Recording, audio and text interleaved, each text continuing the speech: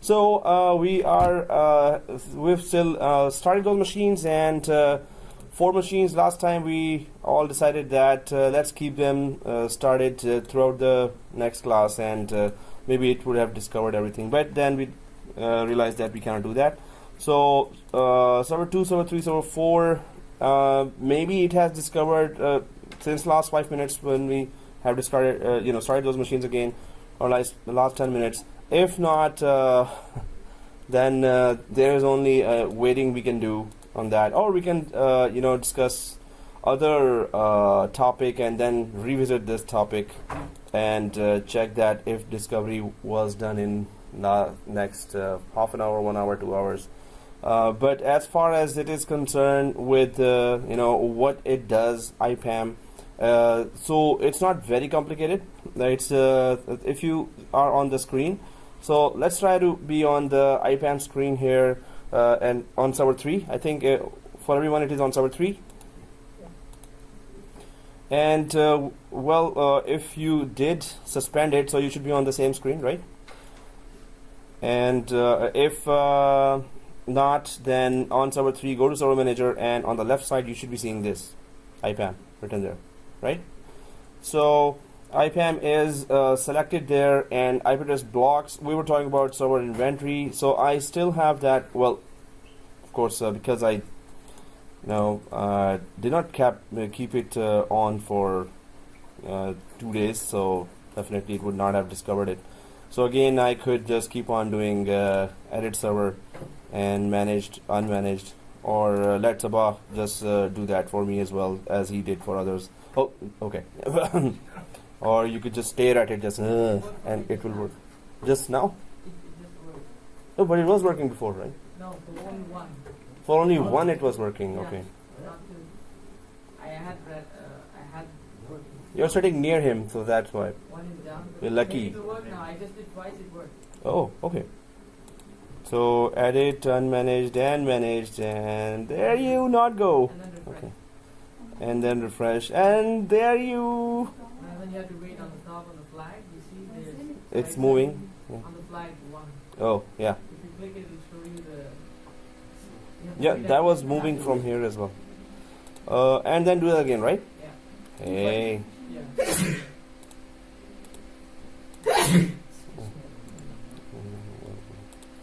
Oh. Wait. Ooh. And then refresh. Yeah, refresh. And it is moving. See that blue thing? Cool. Okay. So if even if it is discovered, the rest of the IPAM is not that kind of a mystery there. It's that's what I was just trying to say, that I'm gonna go through those features a little more, and then I will. So yeah, it may not be the same for everyone. You got it too. Okay, that was scary. Yeah. So it worked for you as well, right? Oh, so only I'm the unlucky one here. Okay, in that case. And this is my final try. Da-da-da. And there it goes, the blue ones. There it goes. Okay, so guys, if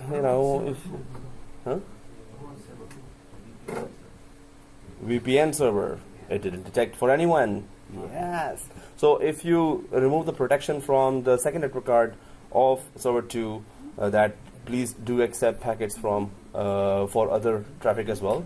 It may detect that then. And still again, it's a struggle. It's a it's like a boxing match between the discovery server and the server 2. So okay guys, discovering the second machine or third machine, fourth machine, it's kind of a longer process, and the main point is still, once you have discovered, and many of us have discovered both the machines, they are green. The main thing is, do we know the features of those?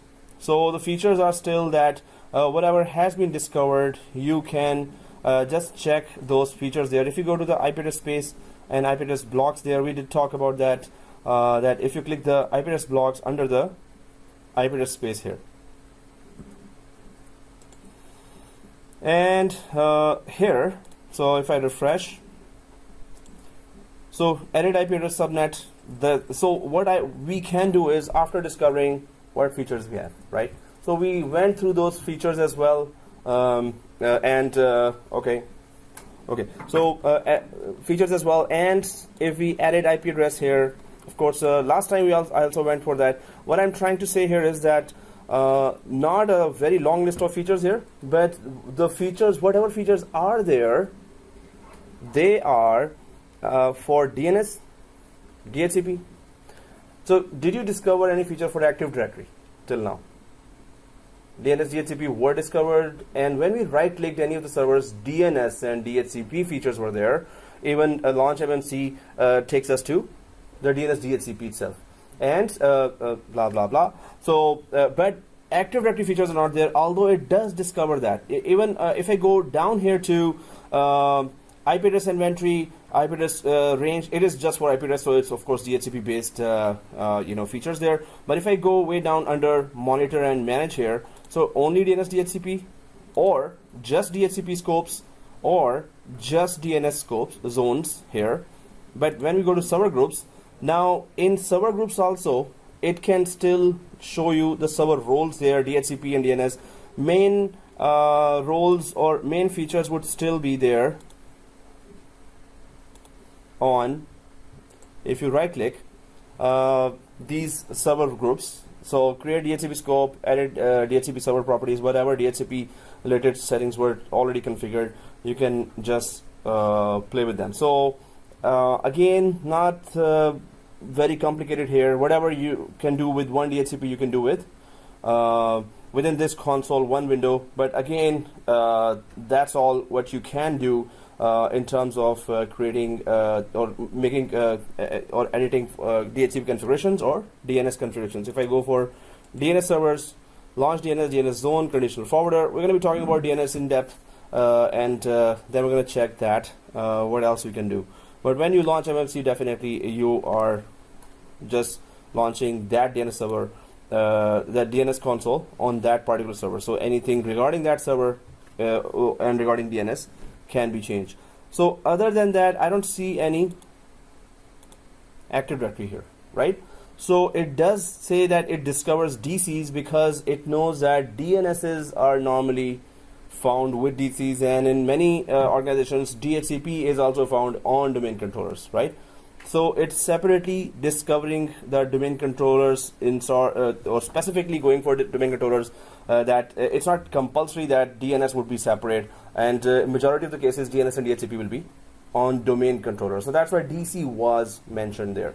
Also, that remote servers, it did not discover that, right? So NPS policy, which is for when we install VPN, only then you get that server installed, or that policy of NPS gets installed when you install VPN, right? So that also did not get discovered. But if there was chances of discovering it, mainly it's concentrating again on DNS and DHCP because that's running the whole show. If DNS related issues are there, you will have the whole environment affected from servers to clients. If DHCP related issues are there, you will have what will be affected if DHCP is down? All the servers and routers and switches will be affected, right? So whatever is having So what is? The one that has been given. So all servers and routers will be affected, right? no. Other than whatever Static given. So no, whatever is given, no. What is supposed to be given in a production environment? What is that? clients. Clients only, right? So DHCP is not given on servers and but you would see in many organizations printers may have that, and that's not a very good idea. But that is also a very critical resource, printer, and if it's out, managers will be shouting at us. So, or directors and others, right? So here we can see that main emphasis is on DNS and DHCP itself. Other than right-clicking and discovering the features, not much there. And one more thing is, so event catalog, again, of course, all the events related to all the DNS and DHCP servers that were added there. On the left side, there is that event catalog, right? And then where we were was access control. So I was, trying to tell. So this area is very important. This area under monitor and manage, and then IP address space if your IP addresses were discovered, right? So everyone sees that IP address blocks and then IP address subnets in the IP address blocks window.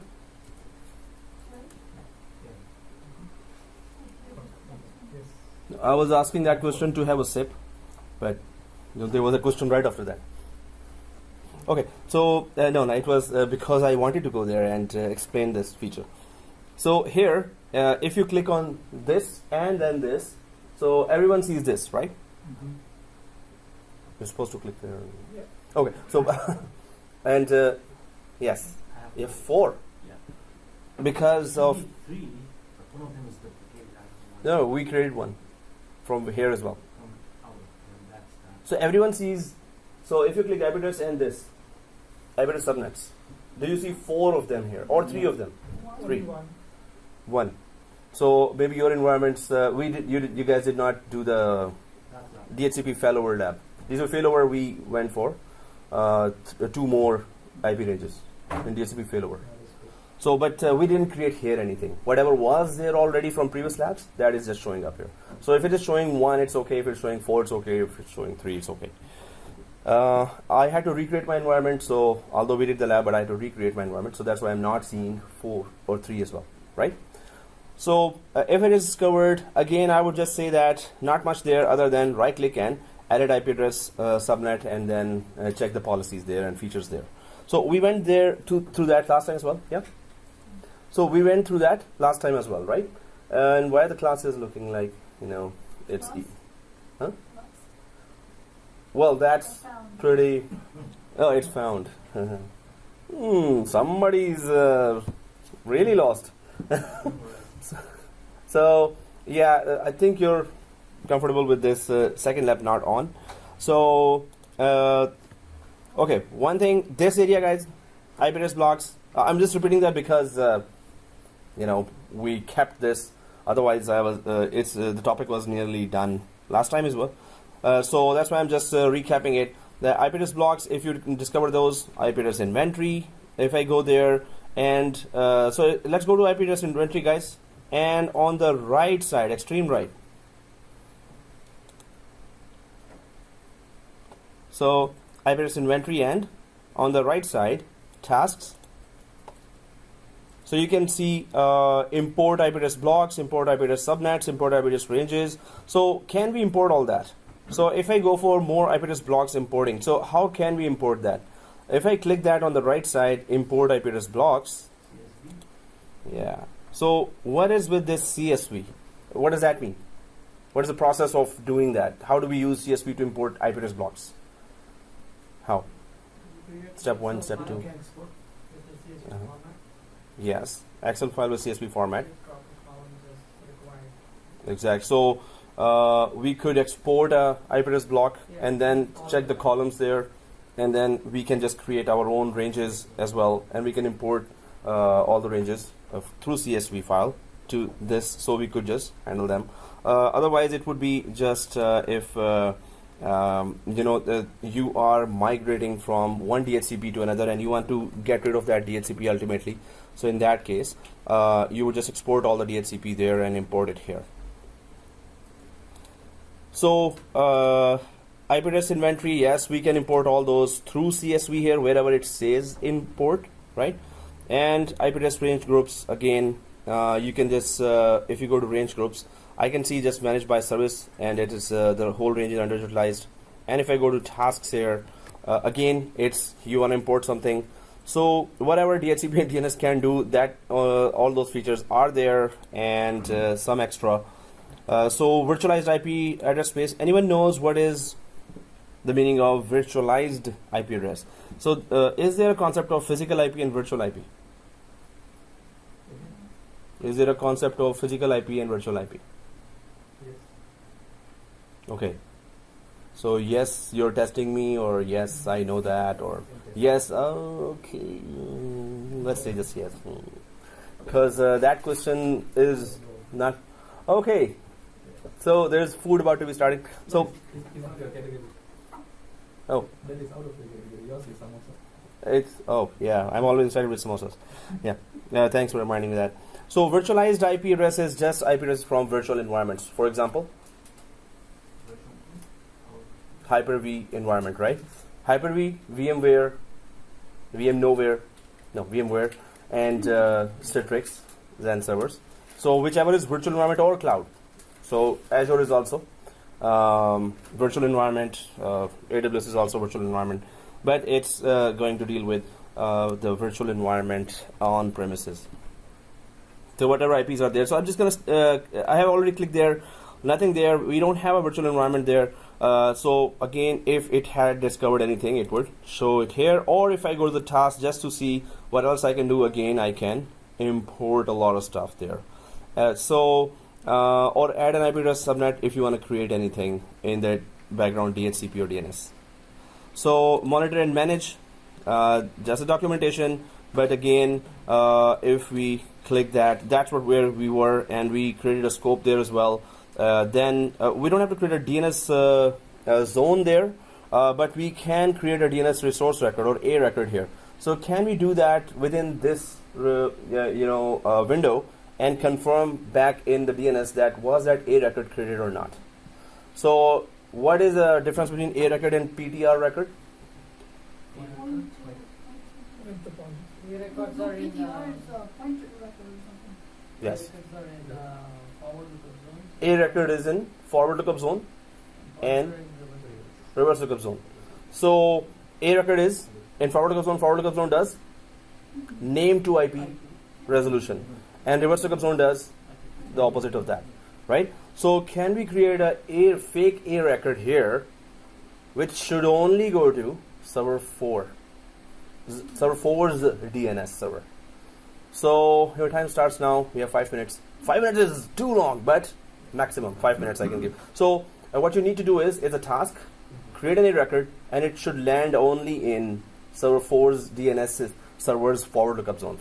A record, if you create, it only is landing on forward lookup zone. If you create a pointer record, it only lands in reverse lookup zone.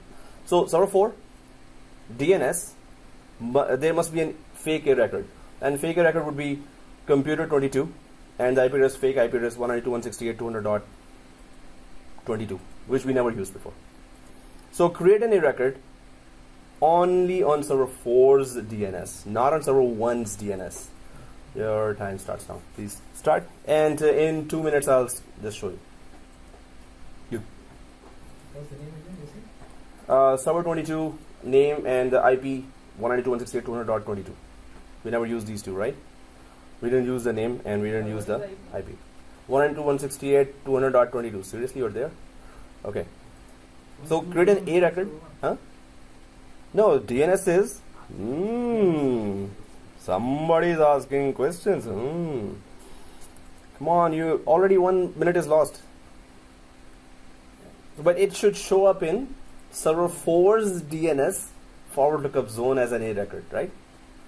Yep. So, oh, done? You're kidding me, man. Really? Done? No, you're checking, right? I'm taking it. Yeah. It is there. Hey, did you? Okay, I will ask you how you did that. I don't know if I did the right way. Huh? I didn't know if I did the right way. So I will ask who did how. So I'm just gonna ask that. And that was the easiest way we did last time was, but I don't want to say that now. Then then what's the task for? You added already, or No, you're? that's the one we did the last time. So just go and have your imagination gone back to the last time, and whichever you saw me doing, go ahead, do that. So forward, not reverse. Forward. Yeah, it should not be in reverse lookup zone. Well, if reverse lookup zone is created, it's okay. So you're done, right? It's in server 4 already. Well, when you create a record in server 4, so whoever is done, the question to them is that will it automatically show up in server 1 as well or not? You created it manually on server 4. Will it automatically show up in the DNS of server 1 as well or not? Sure, because I replica. So if you go ahead and refresh server 4 there and then go ahead and refresh DNS on server 1, will it show up there automatically or not? Yep, Exactly. As soon as you make a modification, it replicates that information to the other DNS server. It has to tell all the DNS servers within the domain. Wow, that was 1.5 minutes. Good. Okay.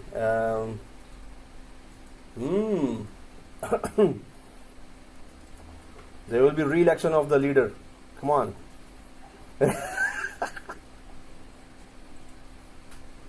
Okay. 1.5 minutes more. Oh, okay. 3 minutes more. Yeah, it's okay.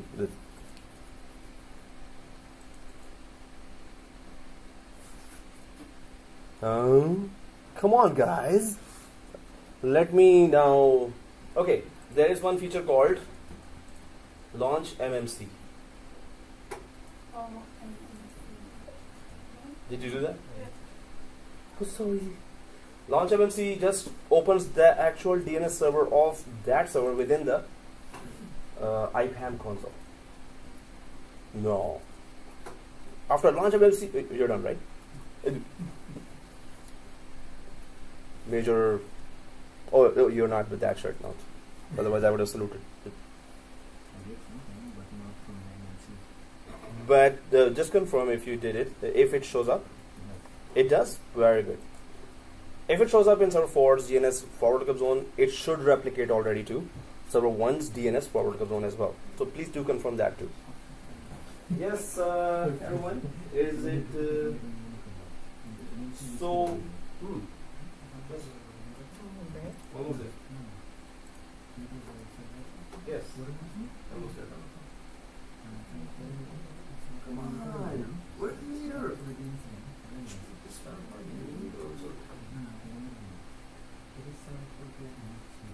Okay, so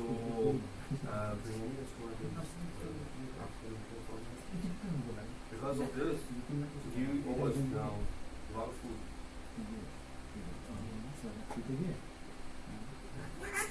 That's what I was saying. Watch the video. No, but only I asked to create A record, right? Launch MMC. The request was to just create A record. MMC launch sorry. So A record is there, yes, sir. DNS zone. Your A record is there, right? Is there? Shall I have a look at it? Server 4 Server 4. DNS forward lookup zone. This is Sort of like that. That's how I explain it. Okay, it's okay. Doesn't matter. That would be.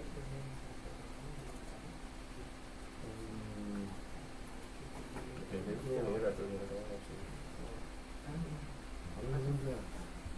Yeah, the other one. Like that. So these are the A records I was. Oh, okay. So okay, guys, let's do that. So I'm on DNS and DHCP servers, and anyone done, let me know. I could just check that. If not done, I'm just showing that now, right?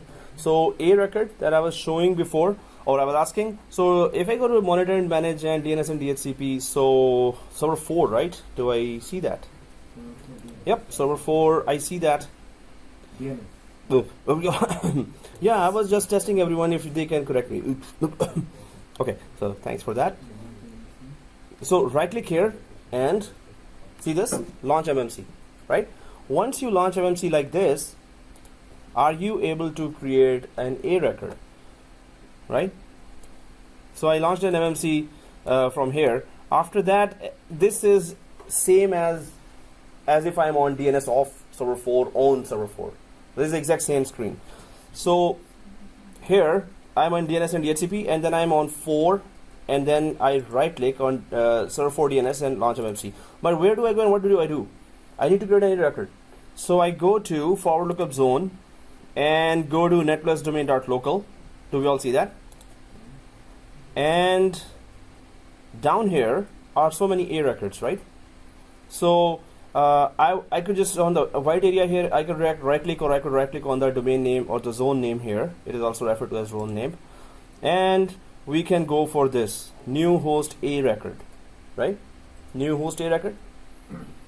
So there's a good sponsorship coming for food very soon.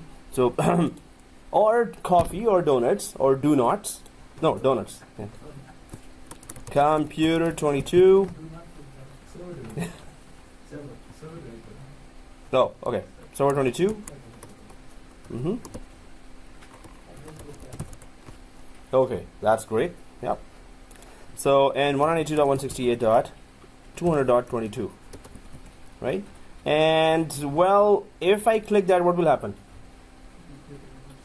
So, it will create a pointer record in the reverse lookup zone if we had the reverse lookup zone. I think we didn't have. If you have it, is okay. If you didn't have it in a production environment, best practice, you should have it in production environment, right? You must have it, in fact. If you don't have it, at least name resolution will keep on working for Windows machines. But when you go for enterprise applications, they need a pointer record or reverse lookup zone, and Linux machines also, or non-Windows machines want to communicate, they need pointer record or reverse lookup zone configured there as well. So definitely when we create a record ourselves, otherwise we don't have to create ourselves. It gets created when you join a computer to a domain, right? In that case, so for printers only, when you create an A record, or for many of the services you have to create an A record, then it's better to always create a pointer record, and it will only get created if you have a reverse lookup zone already created there. So I'm just clicking it and click add host. Pointer record cannot be created because, of course, I don't have that configured right now, but we can ignore that. So if it is created here, so I see a server 22 here that I created from within IPAM screen. But it should be already there back in server 4 in this area of server 4. So once it is created here, I'm just gonna server 4. I'm gonna go up there, click it, and refresh it. Right, just a couple of million times, and then I'm gonna go for server 4 directly, and we need to confirm that, right? So if I go to server 4 directly down and open DNS, it better be there.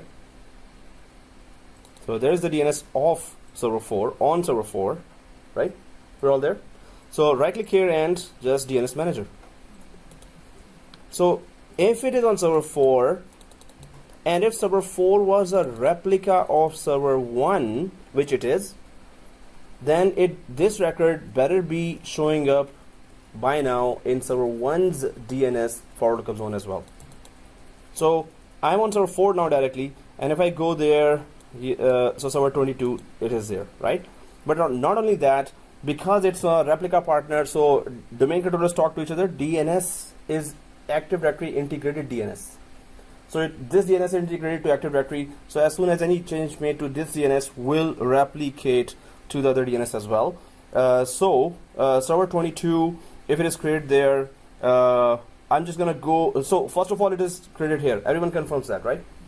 Then second thing, did it show up in server 1 as well? It does, right? So if I go to server 1,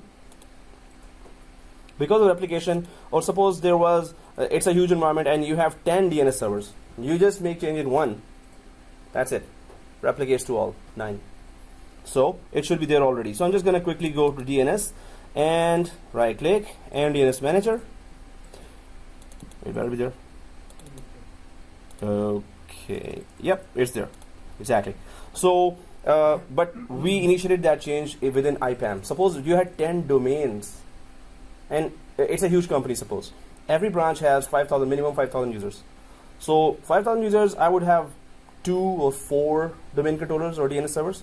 So if each of the 10 branch has 4 DNS servers, so this means that there are total 40 DNS servers that it should be discovering, right? So you can just right click on any one of the DNS server of any one of the branch, and that will replicate to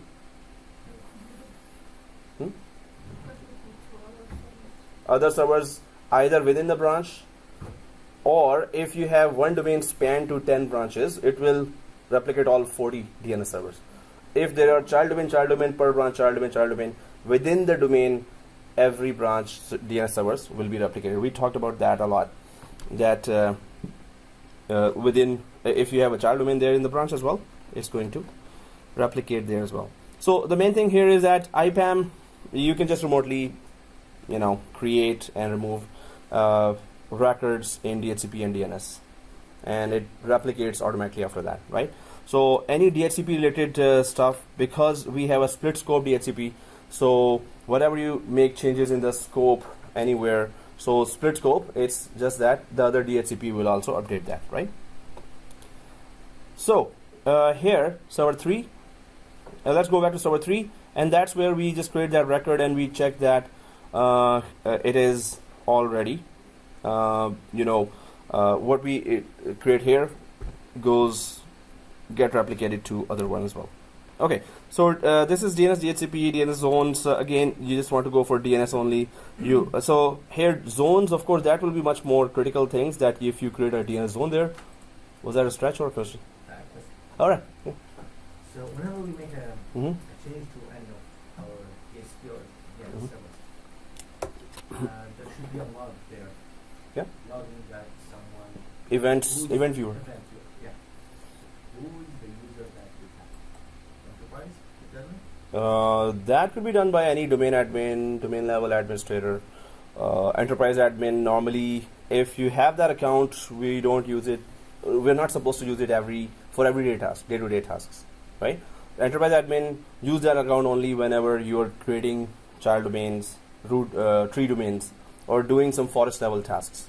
So basically, So this any Someone- small account can do that too. This task. anyone can log into this server, server 3, Any admin, any admin can do this task. yes, And unless you his username specifically should writes. be logged there.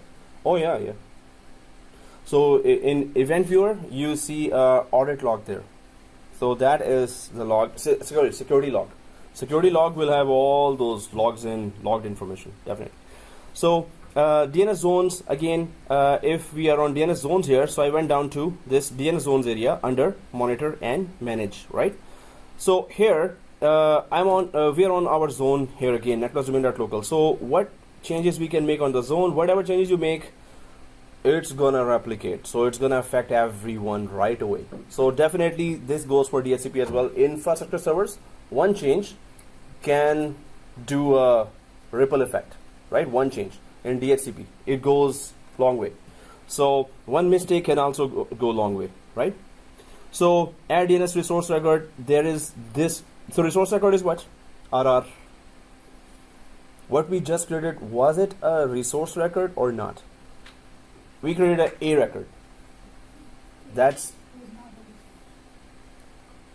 so resource records. If I click the see this everyone there, DNS zones, and right click it and click the add DNS resource records. If I click that resource record, so what does it say here? It doesn't show DNS zone name first of all this, and for server 1 it doesn't show anything, right? So if we click new, so we go down, right? So I'll just make it up, put it up. So now resource records are here, the list of. So what we just created after seeing that, what we just created was a resource record or not? After seeing this, there are just two yeses. There is no there. There is no comment. So what we just created was a resource record in previous task. Yes. See this list, and did we create something from there in last list? I don't see that list, so I'm not going to say anything. Okay, so you can see here. Now you have to say, Choose it and do it. no, you can just follow us. And yes, sir. Oh, Choose A and see what will happen. ew. What is that? He was also. No. Yeah. So here A, yes, it is the A record. It is the resource record, right? RR. Oh, I didn't Somebody is not following. Somebody is having lunch and others are all hungry anyway. Always chai time. Oh, So okay. if it is a record, then we are supposed to give the IP address as well. Whenever you create an A record, so what is an A record, guys? So what is an A record? What is an A record? It is It is. name to IP transfer. So when A record helps us resolve the name of a computer. If anyone knows the IP of a computer, so it will resolve it to name and will name to IP resolution. So it must have these two information. A record is just computer name and an IP. That's it. Pointer record is just IP address and computer name. So A record is computer name and IP address, and pointer record is IP address and computer name. It's the same thing but opposite. Flip it. So it's a So A record is name to IP. yeah. Pointer record is IP to name. Yeah. So that's so we can create a resource record here. That is the second way to do that. The first way was launch MMC. This is the A record means there is a name, but not the IP is there. Right? Yeah. Suppose somebody knows the name. So Oh, ping name and IP will come there because name resolution is going on, and somebody wants to connect from name. So I type in run // and name. So I want to connect to that computer to access a shared folder there. So if its record of IP and name is available in DNS, then that person can use the name and connect to that server. If DNS in the environment does not know information about this, so when you put a name there and DNS doesn't know its IP, so it won't let you connect there. It won't let you direct to that server. It won't be able to find that server. So name resolution is that you must have computer name and IP. Computer name IP. Computer name IP. Computer name IP. That's it.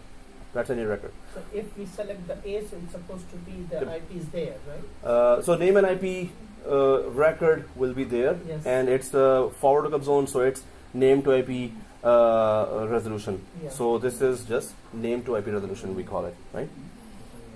So this is the other way to create that A record or pointer record. So guys, we don't have a reverse lookup zone created here, but did we ever create reverse lookup zone before? Yes. Yeah, that's easy, right? How about task 2 from IPAM? You create a reverse lookup zone and create one pointer record inside. But it has to be from IPAM here. And there are two ways there as well. So task number 2, create a reverse lookup zone in server 4 as again. Create a reverse lookup zone in server 4 only through IPAM. And inside, make sure one pointer record shows up. Create a reverse lookup zone on server 4. You can do the same way that I showed you before. You can go launch that. Once you launch that, you're like inside that computer. It's like that. So create a reverse lookup zone on server 4. So in 2 minutes, I'm going to do that. So you have just maximum 2 minutes. For reverse, right? So task 2 is create a reverse lookup zone inside Netplus.local on server 4 only, not on server 1, only on server 4. There are DNS server on server 1, there's a DNS server on server 4. But only create reverse lookup zone on Oh, it's there. So yeah, The name again? This is reverse lookup zone, just create that. Reverse lookup zone normally have IP range. yeah. What's IP address? So whatever range we are using for our 4 computers, 4 virtual machines, we can give that IP range. It just needs a network ID. Yeah, network ID. That's all. So 1 minute left. It's not the test. It's like I'm gonna show you anyway. Please speak that. Oh, okay. Oh, 1 minute left. No, okay, not that. So, so I'm just gonna. Yeah. So see this. So what will be the IP? Wow, you're there, man. So, Good. So whatever is the A record, have a pointer record of that. I'm gonna show the whole thing anyway. So whatever you have an A record in forward lookup zone, have one of the pointer records. So task 2 is install reverse lookup zone. I have a question. Only server 04. If we select the zone name, it's supposed to be automatically the network ID is there, the IP address is there. If you select that, no. And reverse lookup zone never shows a zone name. Oh. It only shows network ID. It actually not shows. It asks for a Yes. network ID. Exactly. So create one PTR record. So that is the task. Install reverse. There is already a reverse zone in there. And 192. Sorry? You want us to create another lookup zone reverse? Yeah. And ouch. Yeah. It can be named as ouch as well. So the reverse lookup zone, if we have to create, I'm going to be showing that anyway. But reverse lookup zone, when you create, first of all, there are no names it asks to give. Second thing, it asks for a network ID. And yes, that's right. Network ID. 192.168. So it just appears in the So we are just using 192, 168, 200. 200. We're just using that range, right? No, it doesn't ask for an IP address. Actually, It's a test. PTR record. Oh, don't get. Sorry. Oh, you're creating a PTR record. Did you create already reverse lookup zone? You have to create a zone, and in that zone, you will get a PTR point record. So you Okay, create- guys. So let me show that now. Mm. If anyone done, can you tell me? You're done. Yeah. Uh, Cloud Bookman, uh, Cloud Security, oh, you directly went to Source 4. Yes. No, you have to do it from within IPAM. Within an IPAM. Oh. Okay. Within an IPAM, guys. So then. Go to server 3. When I want to say 200, but it's not. Yeah, that's it. It's not gonna be. Oh wait, wait. Yeah. But you're supposed to do it from server 3, right? Yeah. So it gives a message. What's the message? You cannot create. It's already Because? because Already exists. So go for, guys, 201. If it already exists, go for 201. But can you create that? Oh, you're going this way. Mhm. Okay. Does it let you?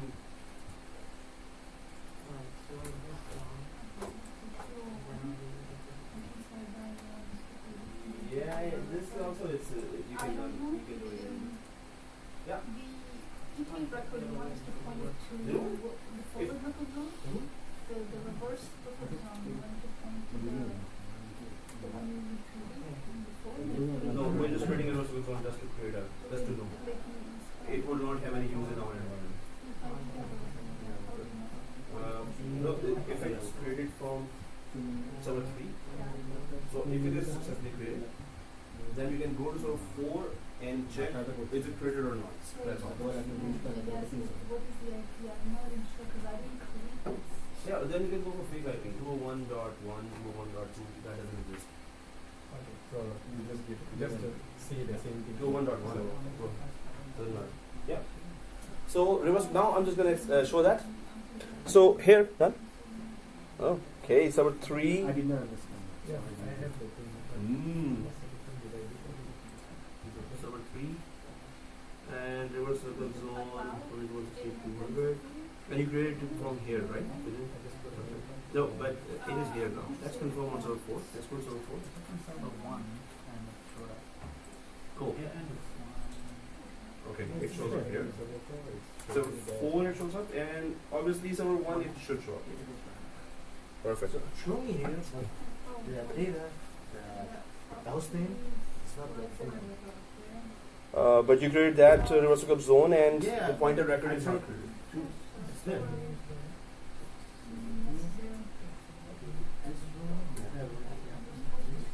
This one. So that one is the pointer record. So it's okay. If you create the whole reverse lookup zone, that's what I want to see. And you create from server 3 inside server 4, of course, right? It is on server 4. Yeah. And did it replicate to 1 and 4? Yeah. It is there. Perfect. Why the name is not full? Why the name is not full? Server 22 dot domain local Netplus domain. It's not full. Well, it's a fake record first of all, so it cannot cross check. There is no device test. Yeah, it's not joined to the domain. Well, it's FQDN. Full means that name and the domain is not right. So it's not giving domain. So it's you cannot give it a domain if there is no device behind it. So it's a fake record. If there was a computer behind it, server 22 was a physical computer or virtual computer, you would have joined it to domain, and then it would have gotten that domain name. But right now it doesn't get it. It's only the Yeah. It's a fake record, that's why. Yeah. So forward, No, forward, if it has it, it should update it in reverse as well. If it didn't, because it's a fake record, so it's not a complete record. There is no device behind it yeah, to confirm. that's what I'm saying. So that's why it's not going to show in reverse. Yeah, and the forward, It shows shows. because that's how we Even can it's fake. that's how we can create it. So when we do put some name, it grabs the domain name there. In forward, that's the way we can create it. That it has to get that. No, but in my case, we have already created an on the server 04. So if we go to the server 3, it didn't show or show. No, server 3, we are supposed to create from server 3. Yeah, but by mistake, I have done server 4. So it should show. Yeah. Whatever else was created is showed there as well. It should also show in server 3. Okay guys, so let me explain that now what we were doing, what was the task there. And that's, I would ask everyone's attention. Yeah. Including, yeah. So now why, two guys did not understand the task. So first of all, of course, you can order today's coffee. It's okay. Doesn't matter. So whichever taste and whichever size of cup, and it's okay. And one can go for 2 knots and one can go for just kidding. So anyway, you have a coffee already. So do you? Yeah. So yes, sir. Why? What happened here? Why didn't we get it? So reverse lookup zone. We're creating a reverse lookup zone, right? So if we were following all the videos, yeah. You were saying something?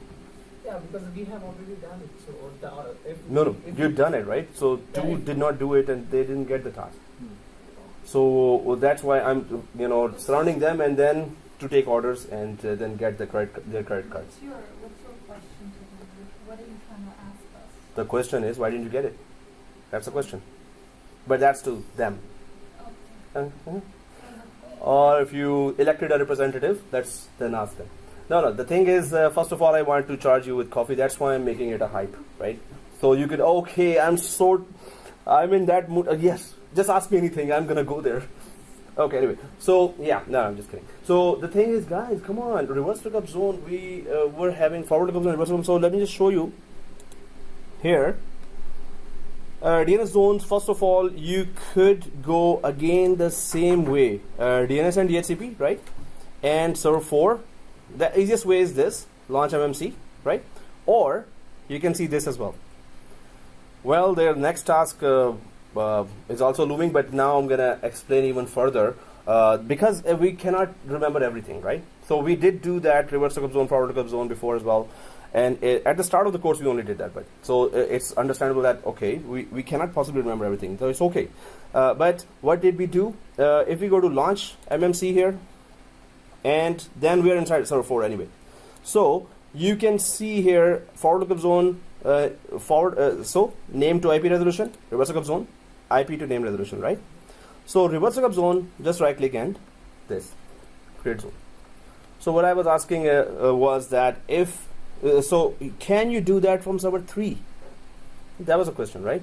So yes, we can do that we can do anything from server 3. We can do anything, any of the DNS and DHCP related tasks from server 3, from IPAM. If you launch MMC, you're inside that DNS DHCP server remotely, right? So now you can do anything. So that was the task here. So reverse lookup zone, if you click the new zone here, next, and then primary, secondary, stub zone. In my case, it is not created already. So I will be able to create that. In some of our cases, we already had that. So then I requested go for 201. Don't go for 200. So reverse lookup zone just need a network ID. That's all, right? Forward lookup zone needs a zone name because it's name to IP resolution, and reverse lookup zone needs a network ID because it's IP to name resolution that goes on with it. So primary zone, again, secondary zone, stub zone, and storage network directory. We're going to discuss that in detail in our DNS topic next. And to all our DNS servers, of course, that's if we had more DNS servers, and we have those other DNS server here within the domain. So yes, we're telling that whatever we do now, tell the partner DNS server that we are doing this. So what we are doing is we're creating a reverse lookup zone. So please tell my server 1 partner DNS server that there's a reverse lookup zone. Please update yourself. So it's gonna have automatically that zone available. Will it? So yes, this setting is there. Next, and IPv4 reverse lookup zone. Yes, it is IPv4. Next. So it just asks for a zone name. So we just put a name here, right? Which is Netplus domain dot local. No, it is I. Okay, yeah, it's IP. We cannot put name here. So I'm just kidding. So 192.168.200. In my case, I have it. Now, if you have it, you cannot recreate the whole thing on top of that same thing, right? So if you have it, you can go for 201. If you don't have it, keep 200, right? And next, I have. yeah. As you know that I have already created on Yeah. the server for. Yeah. Now I'm creating and follow your steps on server Mhm. 3. So in this case, what will be the network? ID? 201. 201. Okay. Which we are not using, but just to know how to create it from within IPAM, we're doing that. Right. So you can go for 201, which we are not using, but we can still put something there, right? Right.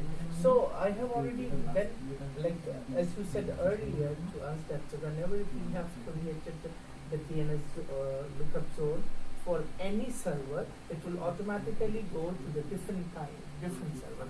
So why Partner. we are not receive that server which I have already created on server 4 in server 3? No, it should be updated there. So now if you just create that same, just create that same, in the end, it's going to discover that, it's going to say it already exists. Okay, so there is no need For 200, ultimately there's no need. But you should still know that from within IPAM can be created. Right. So that's why we are going for a fake one. Right.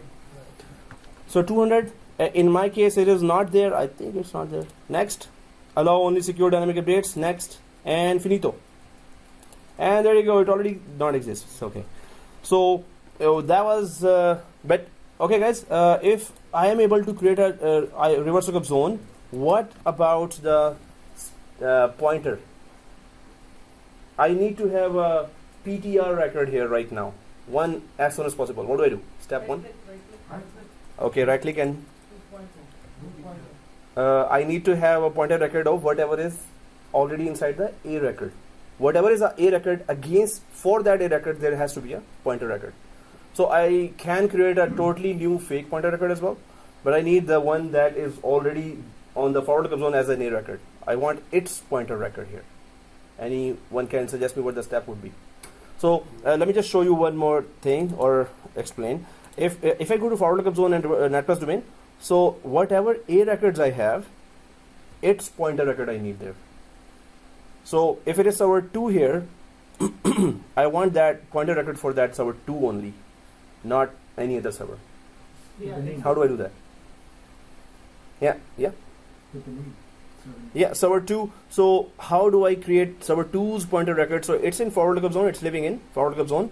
I want its pointer record to be created in reverse lookup zone as well. We can do that manually as well, but it should be automatically done, right?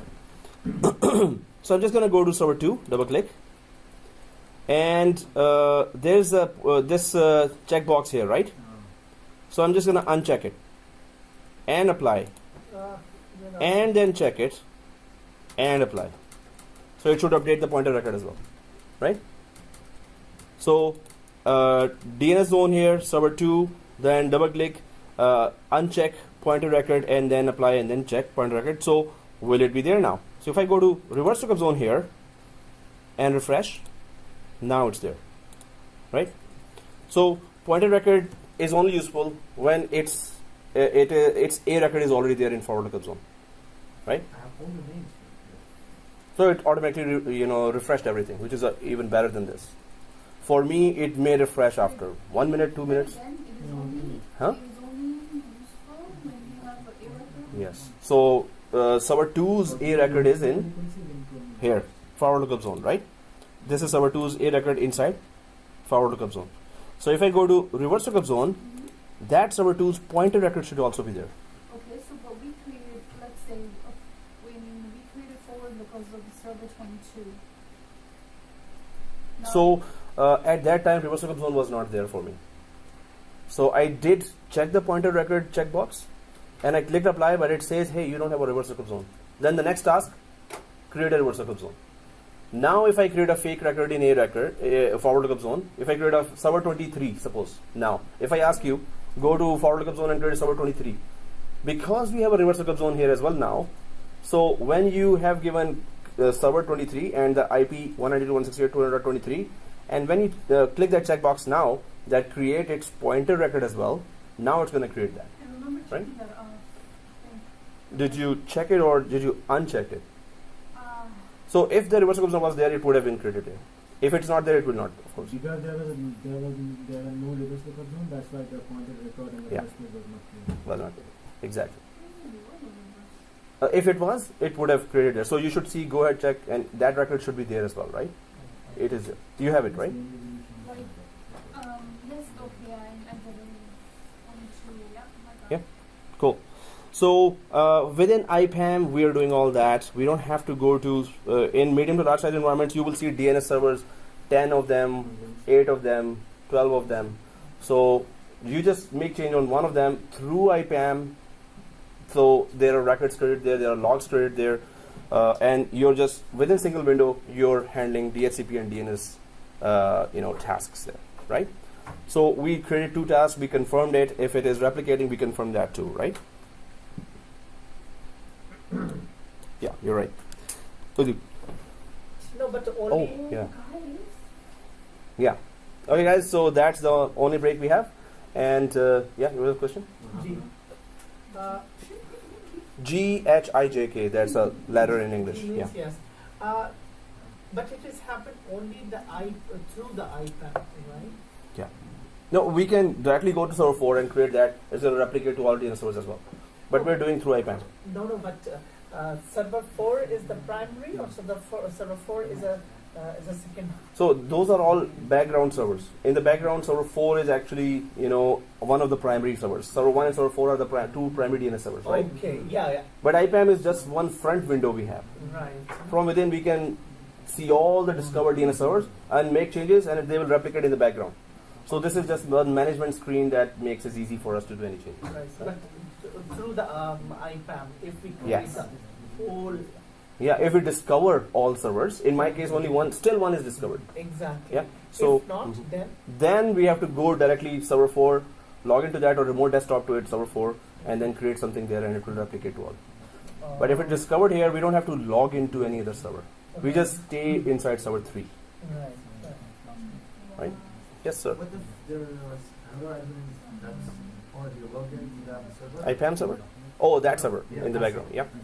And we try to open the LLC and configure with that. As long as that admin is not doing exactly the same change we are doing, if that admin is doing some other work, that admin will be able to do that work, we will be able to do that work. If it's not exact same, nothing will affect. It's a different channel. 3 admins at the same time can keep on making changes there, as long as they don't have those changes don't make a conflict with each other. But 3 admins, not more than 3 at the same time. Remote desktop has a limit of 3. Okay, what about 3 admins and 1 MNC from? So total 3. 1 logged in direct, 2 remote desktop. So total 3.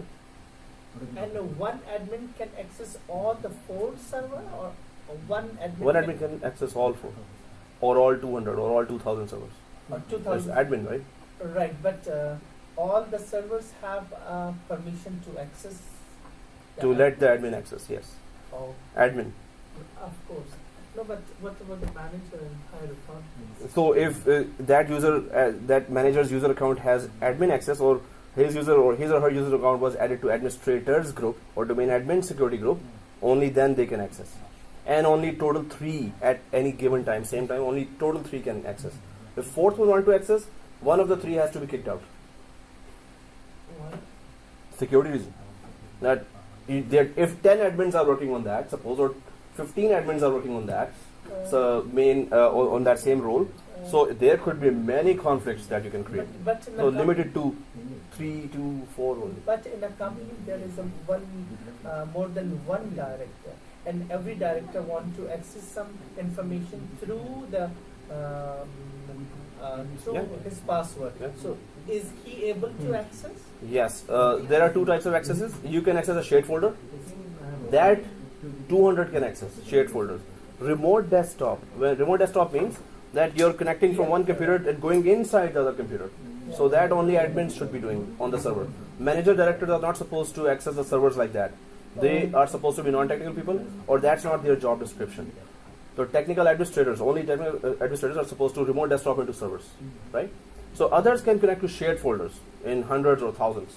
So how can he? They can do that. So how can he get the information exactly from the servers or from the admin network? By remote desktoping into it, or if you have monitoring tools that can get you that information without even remote desktoping into that. Monitoring tools normally give us all the information. We only remote desktop when we need to make some changes there right now. Oh. If you just want to give information, get information, that can be attained anyway without logging into that. Alright guys, so let's take that break and then come back in 10 minutes. And then we go for that final check here, access control. And then we go for IPsec. Oh no. Then we go for NIC teaming. Okay. Oh, I did not pause that.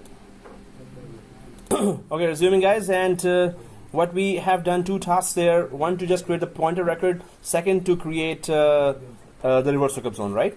So now we can go down to, so the main point again just to get is that yes, we can handle the whole infrastructure server requirements there. We can handle the whole infrastructure, which is DNS DHCP, right? And one mistake there can take down the whole network when so normally we have to be very careful about that.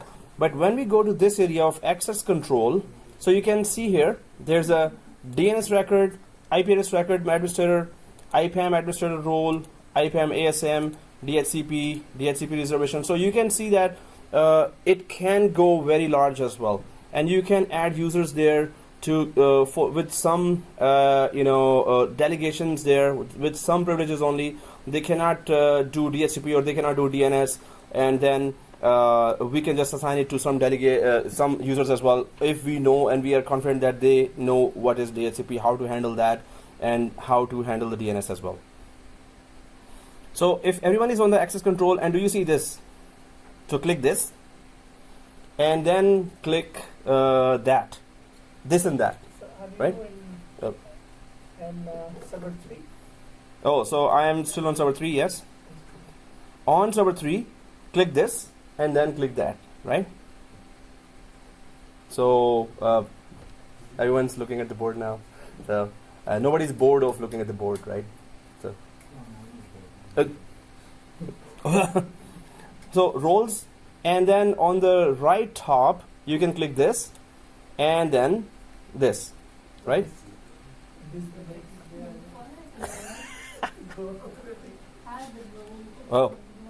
Oh, so just go up here and this, click this, right? Oh, if you're writing that, in that case, just go to tasks and click add user role. You're writing on the tissue paper. Oh, okay. So taking notes, this is dedications, high level of dedication, you know. Tissue paper, I want to write everything. In hand, tissue paper is always in hand. You know, it's like, oh, there it is. Okay, I was gonna just, clean my head. Yeah, new purpose. We take notes of that. So add user role, guys. Once you click that, you can just see we can create an add user role for, suppose, help desk. So, well, I would not give. So this is not a help desk task. So level 2 admin, because some help desks are so smart. In one of the banks, the one guy was on help desk team for like 3-4 years, and he was promoted to a systems administrator. After that, he was so smart, and he kept on doing his certifications. He kept on telling them. So that was amazing, and he really deserved it because they really drilled him down. They knew him for 4 years, and then said, yes, okay, you want to join us on level 2, and then now he's on level 3. So wow. Upgrade your knowledge, upgrade your certifications, and that guy got promotion. So level 2 user, and only DHCP. I'm just putting that, so just to have some criteria here. So level 2 user dash only DHCP, right? DHCP. So whatever is DHCP, just click that, right? So once we go down, there is just one more DHCP failover operations. So that's really pretty advanced knowledge skill. You should have that. So DHCP failover operations, DHCP reservation operations, DHCP super scope server. So, but nothing DNS, right? But DHCP deals with all the IP operations. So again, IP address block, IP address subnet, and IP address operations, IP address range operations. So, but what are we exactly giving there? We could just drop or expand any of the arrows there, and you can see here, expand this arrow, and you can see that what are the operations you are still giving that guy. Are you giving too much of the privileges, or are you giving exact privileges that that person needs to have for its level 2 designation? Otherwise, if you're giving everything, you don't have to come even here, right? Or just add that person to the role that has all the privileges already decided here, like IPAM DHCP administrator role or IPAM administrator role. That role, just add the user and that's it. All the roles are there, right? All the privileges are there if you add the user to this. What's the difference like super scope? Super scope is mixture of 3 or 4 scopes. Like an example is it like the one that we created like 3 different scopes but all added together? All added together in one scope is super scope. We're gonna do that lab. Okay. So, but super scope, just to understand, it's 3 or 4 or 5 or 10. You want to add them all together into one scope. So, and suppose it's 192.168.200.0, 201.0 up to 254.202, and all subnets, 10 subnets. Suppose 20 subnets you put there. So these are 20 scopes that you're putting there, right? So, and they are all, you've enabled routing among all of them. Now, if you have 20 scopes there, each having 254 IP addresses, how many total clients you can support? 254 by 20? 254 by 20, right? So suppose you have 20 scopes. 5,000 clients we are supporting there. 5,000 clients. So you create one scope out of that. And why we create one scope? We want to, suppose, give one gateway there. That for all scopes, this is the only gateway that the traffic to the internet will go for these clients, right? Or just 2 DNS servers. So whatever you define in the scope options there is gateway, DNS, or any network service like Citrix, you want to deploy Citrix, or any network time protocol, NTP, what time synchronization they will do. So if you combine all 10, 20 scopes into one super scope, then whatever gateway or DNS information, domain name information you give them, all 5,000 clients will get that easily. Or you can define in all other scopes one by one. Either define one by one or just create 20 scopes, make it a super scope, and you just tell them once that this is gateway, this is a DNS, this is it. And routing has to be enabled on all of them, right? So Cisco guys here, how do we enable routing between 200 and 201 scope? Suppose you want to enable routing. So you give some commands there in router, right? If you say yes, I'm going to ask you the command. Okay, no. So, but you must have done that, right? Yeah. To enable routing between 2 subnets. Come on, say this. Do this. Yeah, okay, So definitely, but repeat that, revise that, right? If you have done that. So again, guys, if you haven't done CCNA, it's a must. You must go through CCNA. At least you must know that how gateways and routers are configured and how routing is configured between different subnets, right? So CCNA is a must. If you haven't done that, you must be a CCNA. You will face it at one another stage. So here, we're just creating our own role. If we know that the roles that are already created here satisfies our privileges for the user, we could have just added that user into any of the created roles here automatically, or built-in roles here, right? This is just like in Active Directory. We have so many security administrator, security groups there, and we can add to any security group, and that privilege will come to that user. This is the same in IPAM as well, right? Just like in any other, that you already have defined roles there, and you can add users there. But we are creating our own role here, and we have just put only done by the administrator. yes, only done by the administrator, full administrator. So if you have selected this DHCP and IP addresses, go ahead and press OK. Oh, thought there will be an error. So level 2 user, only DHCP. If you see that, I hope everyone is able to see that, right? So then there is scopes here, and I normally go for 2 vanilla scopes. Oh, scoops. No, not okay. So scopes, because When we press the add button, so there is a label 2 users or DDS. This one, right? Yeah, why is it no there? But in role. So it's not directly built in. It's we built it right now, right? So other built-in roles are already there, but this is not. This is custom. So again, we go to access scopes here. Not again. So access scopes, and I don't know why I'm still thinking about ice cream. But anyway, I think it's too hot now here, or I don't know. So tasks, it's +6 outside anyway. So add scope, guys. So on the task, we can click add scope, add access scope. And when you click add access scope, you can create one new scope here. So I'm just going to click new here. This one, click new, right? And add access scope, right? And new scope here. And then we go for it's just DHCP admin, although it's kind of already there, and Tor-NY. Suppose it's 2 branches there, Toronto and New York. If it is CRA, okay. So if it is Toronto and New York, yeah, just put that there. If it is, why did I say that out loud? So click add here for DHCP admin -Tor-NY. So now there's that scope here, right? And press OK. So if you've created that, press OK, right? So it's straightforward here that this is a scope. And then we go for access policies. Yay! Okay, so access policies, we're just going to select that and go to the tasks here as well. So after knowing that what IPAM can do, what are the features there related to IP address and DNS, now how to delegate permissions for any user there. So I'm just going to click task and access scope. That's the only option there. Add access policy.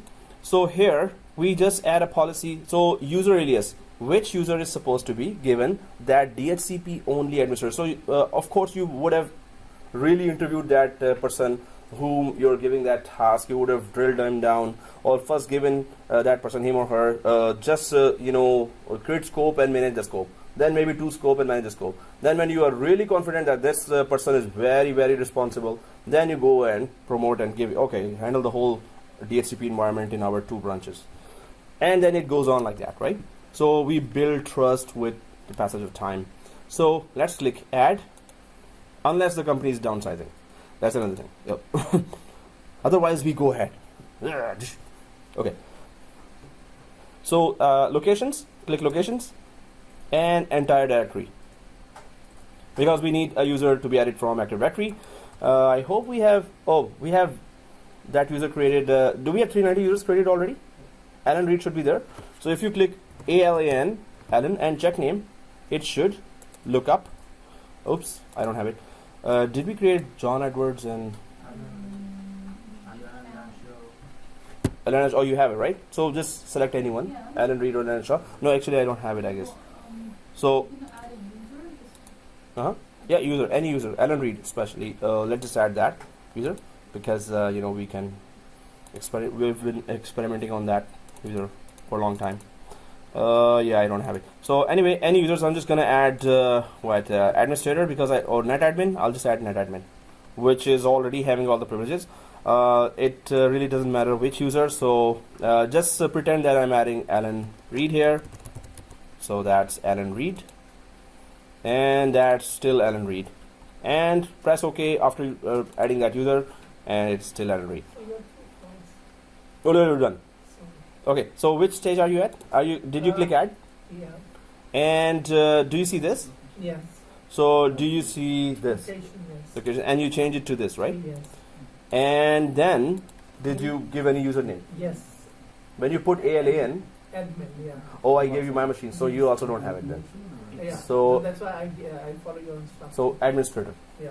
Oh, you did that? Yes. Oh, you're with me. And then okay. So there is 2 administrators. No. One is administrator and S. Oh, okay. One is a group, one is a user. Yeah. So we're just adding a user. So if it is added, so what do we do here, guys? Specify the access settings for the access policy. So we just add that role that we just created now, right? So click new here, this one,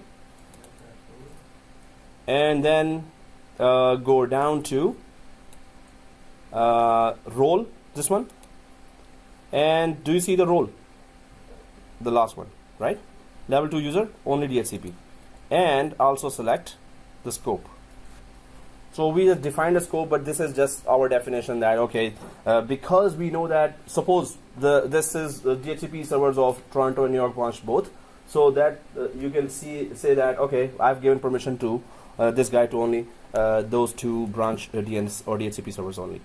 So DHCP admin, so we were able to add a user and then define that or give that role to that user that we created ourselves, and custom chose all the tasks inside, and then we defined a role for that user as well. Let's click apply and OK.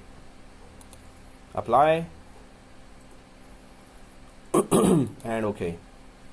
So username in my case unspecified, but it says so I didn't give proper name there, but administrator, and it has. So everyone sees that, right? The user has been created there, right? Added there successfully for everyone. So this is how we delegate that, and that's it. Did I say that's it? Yeah. What's the point? What's the point of? Doing this process. The point is that if you are senior administrator, and you have so many multitasking going on there, and you are asked for resolve all the bigger issues there for environments, different servers and switches, routers. So you don't have time for this. Maybe there are tickets that, hey, create A records for my three printers that we added, or configure that DHCP new scope for me. So there are so many tickets coming, so you don't have time for that. Or there's a new hire, that person is supposed to do this as well. So how do you delegate and give only those specific tasks? You cannot give new person all control, or you don't want to give all control. Suppose that I want to test that person first. I will give only DHCP, just handle that. I will observe that guy. If he or she doesn't make any mistakes, good. Handle the whole environment now after some time. So delegation is always a very crucial area of any application. But we can specify in this few administrators. Yeah, we can specify. No, this task just to show that we can custom create a role as well, and how to create that. That's it. We just randomly went for DHCP. Otherwise, you could just select one only, anyone. Add IP address. That's it. So that person will only be able to add IP address. That's it. But we can go this much granular, and we can go this much thorough. Yeah, specific on that. Okay, guys. So any questions? Not a lot of complication here, but we just handle remotely from within DNS DHCP. There could be many other tasks that I could ask you to do, but it's you could do them separately on any DNS server DHCP. All that you can do here as well, right? So if there are no questions, the next topic is NIC teaming. Yay! Okay, yeah. No excitement or yay? Yeah. Do these properties will appear on the active users or only here? These properties only here. IPAM server, and IPAM server has to be the only clean machine, only dedicated for IPAM purpose. So NIC teaming, yay! So Lifetime Philips, yeah. Oh, yeah. The question is not related to the Okay, then next question. Yeah, just kidding. Yeah. What is the question? but Oh. but the DNS administrator or DHCP administrator, is it really a busy role? Oh, there was one job in TD Bank that I was interviewed for 7 years ago. There was only DNS administrator. Only DNS. So what is the Maintaining just DNS in 80,000 computers or 100,000 or 200,000 computers. We have servers, printers, computers, and there's DNS, there's stale record. Well, the next topic is all about DNS in depth. What are the tasks inside only DNS? That's full one class just for DNS. Right? So we're going to talk about that. There's a lot of tasks to do there, and how DNS really hierarchically works. So, but just DNS administrators are required as well. And in large environments, we were given that task again and again to different administrators. Hey, can you handle this portion of DNS for our global branches? So we were like, wow, that was a lot of tasks to do. What tasks are there? We're going to discuss in DNS separately. Because in this course, DNS in depth we need to discuss. And what about the firewall? Yeah. So you always go for extinguisher, and you have to pull a pin like this. No. Oh, just kidding. So yeah, firewall, we're gonna do that. Okay. And Don't worry. This is the Supposed to be in 740, but we did not do that there. So firewall. Although we discussed, what we discussed was kind of enough, but we're gonna just rediscuss that. Rediscuss. That's a new word. Yeah. but it is. Well, we're gonna discuss that. Don't worry. So is there any like lab for that? Or? We're gonna not discuss. We're gonna do the lab for that. Thank you. Normally, it's a very small lab, but once you get the idea, you will know right away. Okay, that's it. No.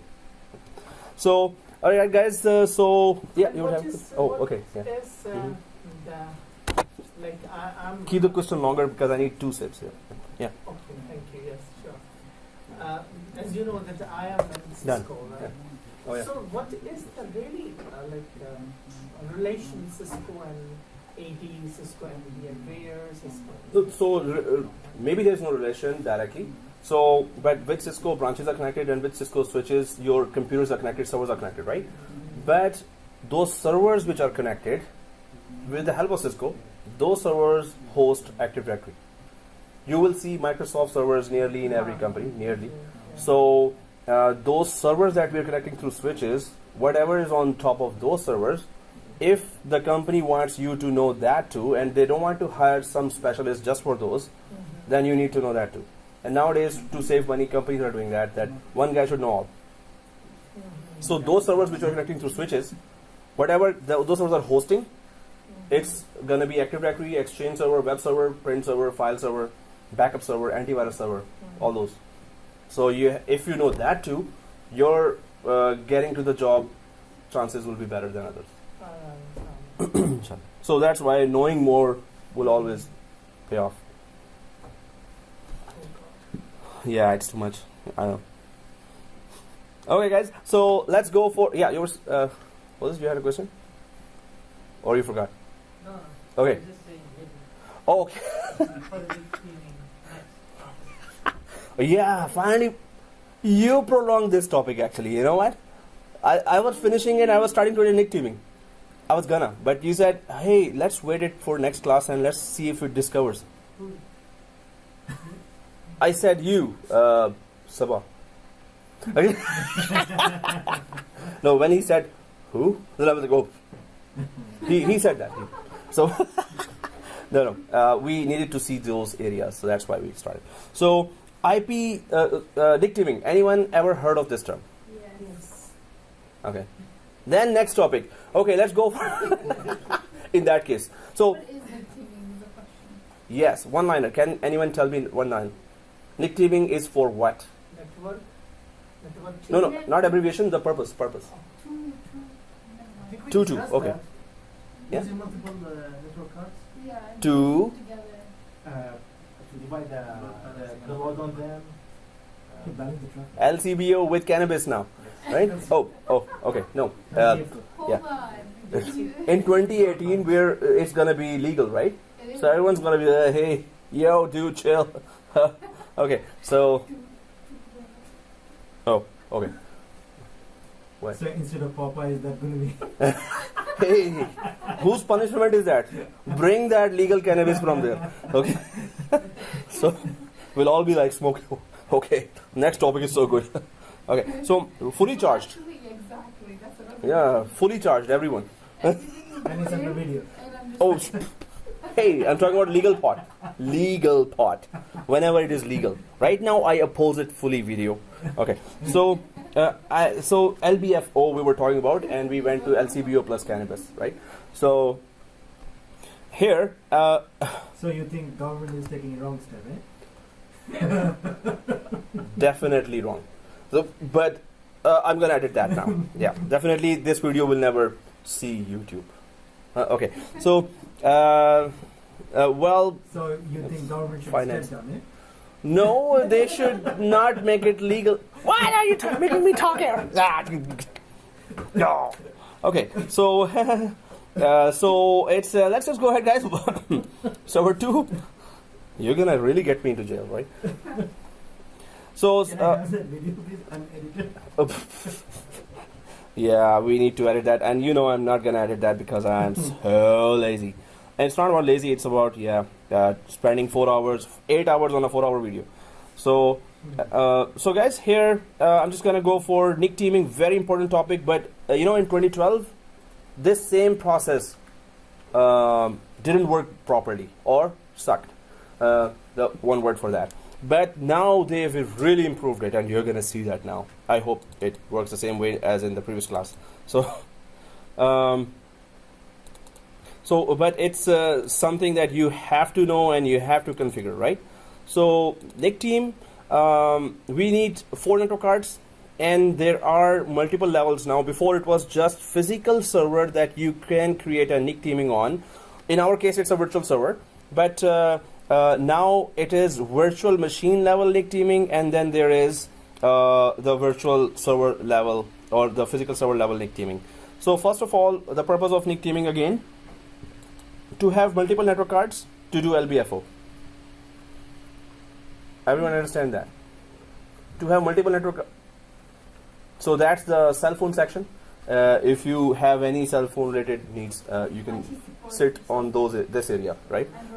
Android and it's Android section only, right?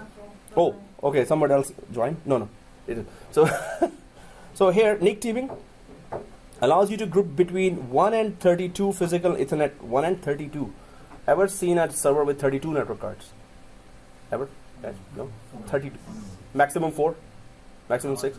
8 or 10. I've seen 10 network cards, but not more than that. Anyone? So 32 it can go up to 32 network cards, but you just have to add that board, that main board there for the network cards, and keep on adding. But the server has to be bigger to accommodate that. So NIC teaming allows you to group between 1 and 32 physical Ethernet network adapters into one or more software-based virtual network adapters. So this, so what will happen is when we enable NIC teaming, there will be a virtual network card created, and we call it the boss card, the boss NIC, right? So it will be a virtual network card that will be created there, boss card. So we're going to be, that one virtual adapter will be handling all physical network adapters. And we're going to be pinging that, and then what is our lab? We're going to add 4 network cards. And then we're going to create a NIC teaming out of that. Then we're going to ping the boss network card that is handling all 4 network cards. We're going to ping -T from another server. Then we're going to take one network card out and check if ping -T is still continuous. Then we're going to take the second network card out, remove. Then the third, until there's one network card left, and still the ping should be, there should be no loss of ping there, right? Yeah, because the boss is there, right? The boss and one network card that it's handling. Yeah. No, if that final network card, physical network card has to be there, any one final. If the physical network card is gone, then boss has no value, right? So the boss is actually handling physical network cards. So till last physical network card, it's going to work. After that, gone, right? Ping will start request timeout or destination host unreachable message. Until the teacher dies. Sorry. So last class he was in military uniform. Now he's like direct threats, and he was also making me say against cannabis and government. Something wrong today. Something you're eating or drinking today. Okay, yeah. So these virtual network adapters provide fast performance and fault tolerance in the event of a network adapter failure. Definitely, we're going to check that. We're going to send some traffic there, and you're going to see, of course, load balancing is automatically being done, but failing over is also done there, right? Yeah. When we put the NIC cards, Yeah. like 4 or 5 or 6, whatever, should we give the specific primary network card?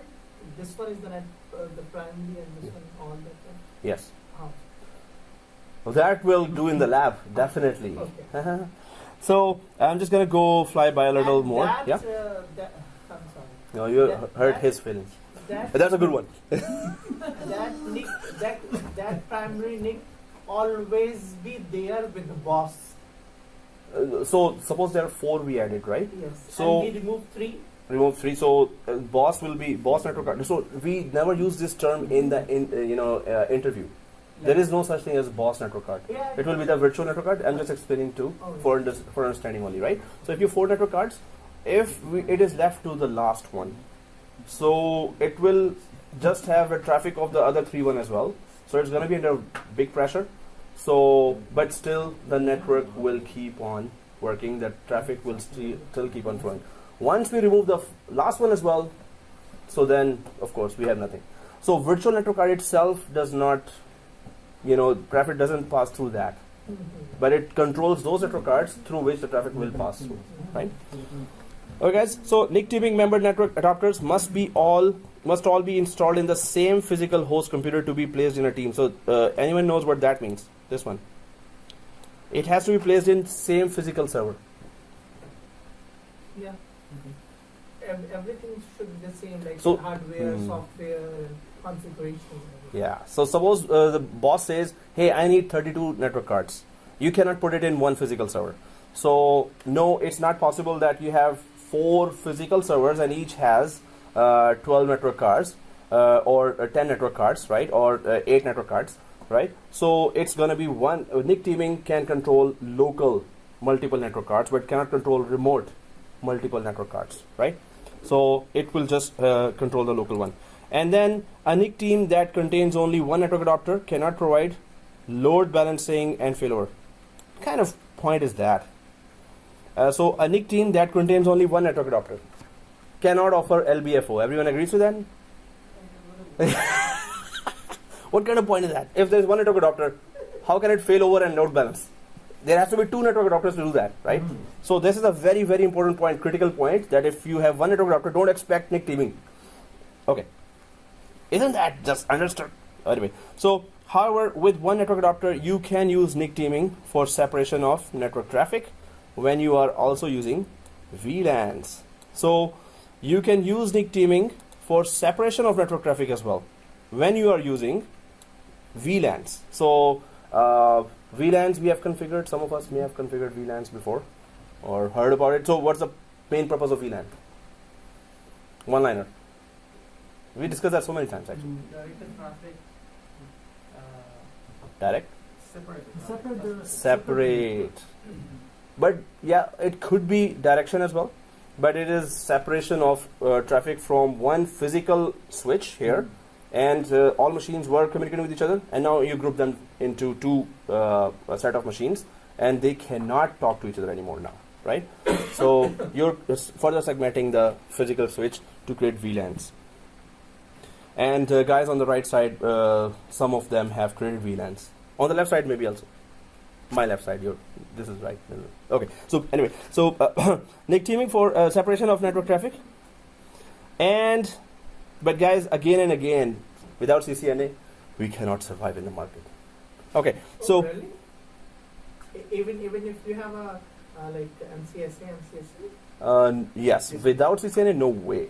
Oh, thank VMware, MCSA, Citrix. You feel better? Yes. What? No, I'm saying if you are already VMware, VCP, He's on a roll today. I know. yeah, To his, cannabis, right? Something I'm suspecting or now. maybe the prayer room prior to. Yeah, Oh, the prayer room. yeah, that somebody that, oh yes, I feel so good today. Okay, so yeah, no, what I was meaning to say is, if you have advanced courses already done on system administration side, and if you're not on CCNA, you're gonna be stuck. You're gonna be stuck. So if you don't have advanced courses and just CCNA, that's also not gonna take you anywhere.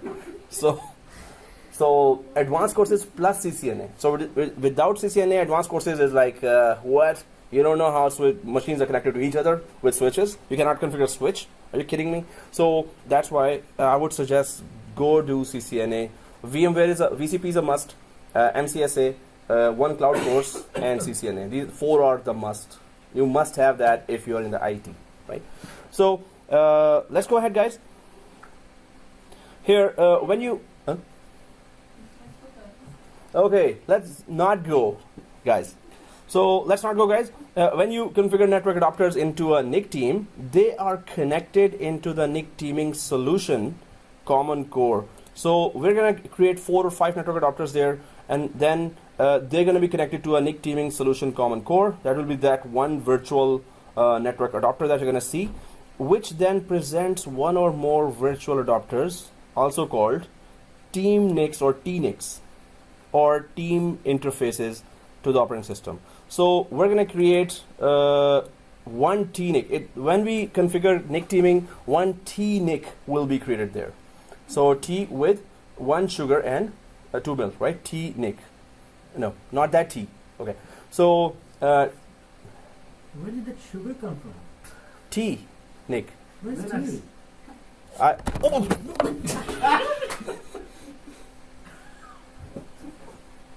Here. Oh, T sugar. See, that was very important. With the notes. The nuts. Oh, wow, seriously, that's a piece of work. Wow, That's nicknaming, right? that's Nick teaming. 2 houses there and Your team desk is together. wet. Amazing. I don't Yes, want to, use that, but whoa, serious. Don't ask anything from me. Today, you're banned. So, There is no. what? Where is T? Did you have to ask He's that? demoting. You really had to ask where is T, right? Although it's my fault that, but you had to ask it, right? So anyway. Innocent question.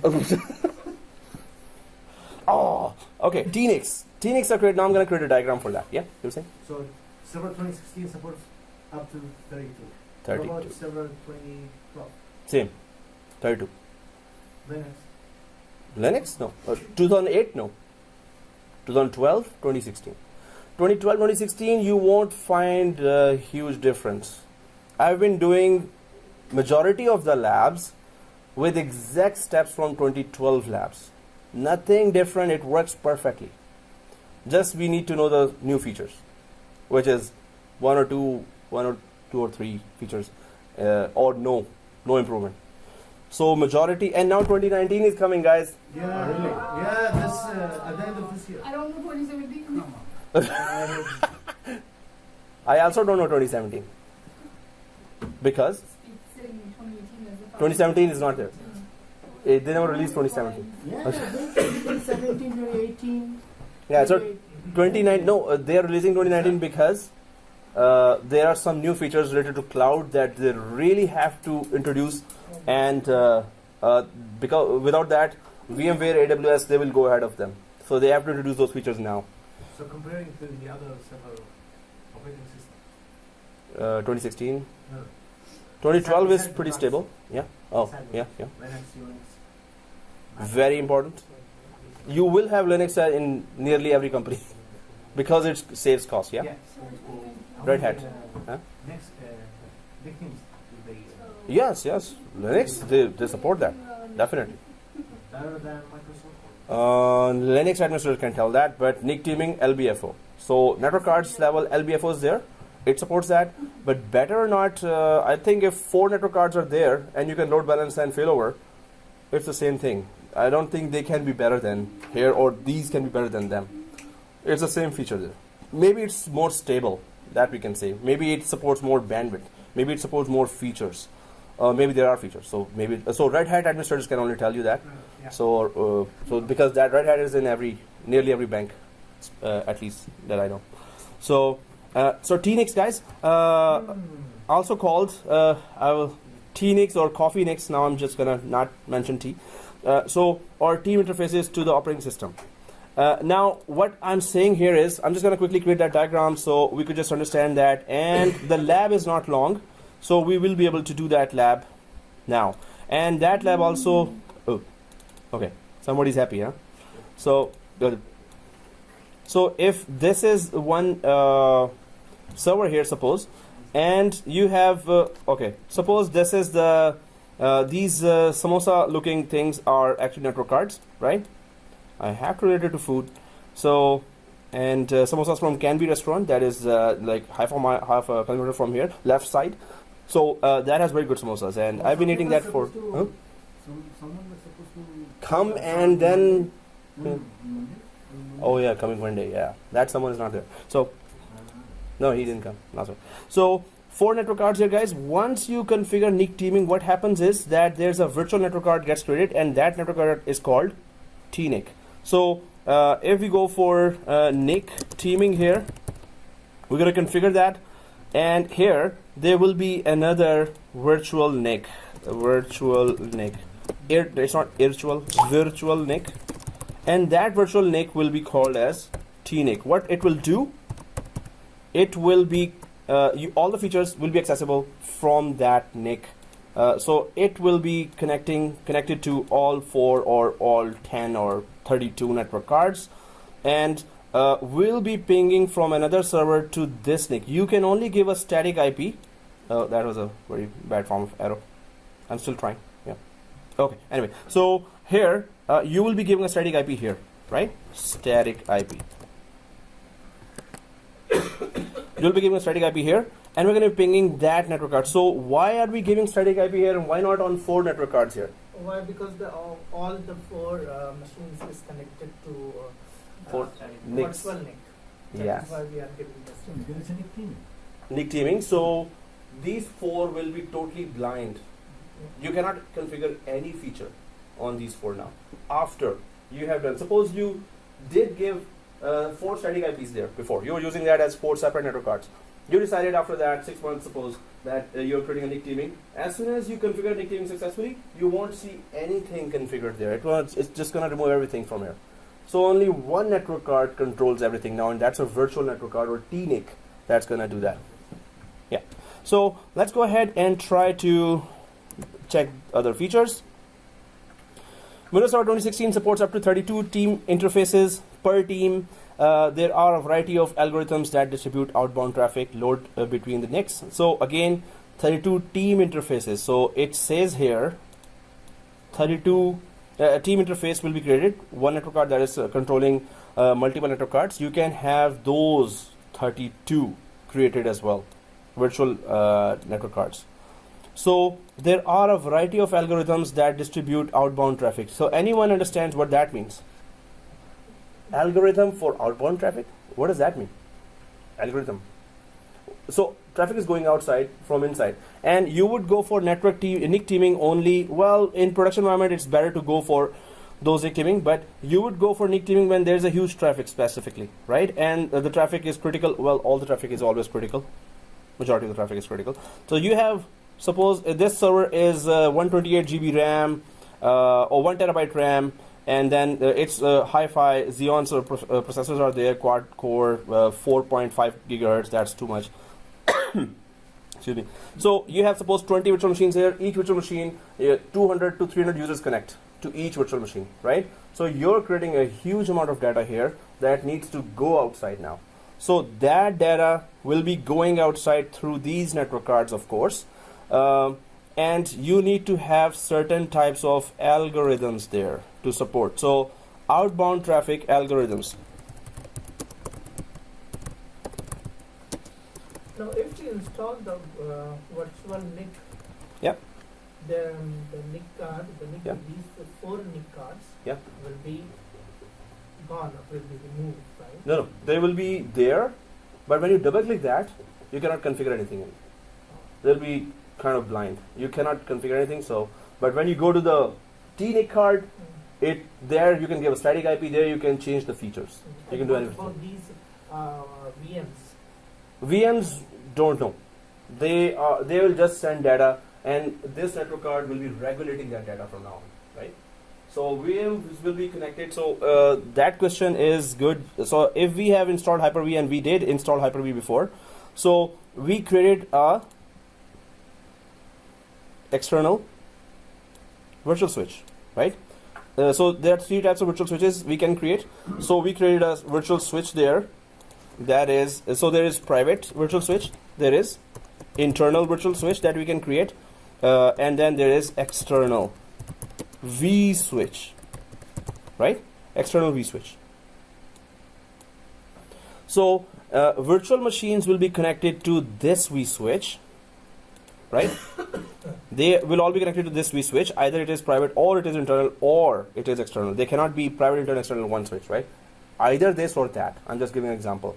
Especially we have to have external virtual switch because it connects virtual machines to each other, to the host, and to the outside world, right?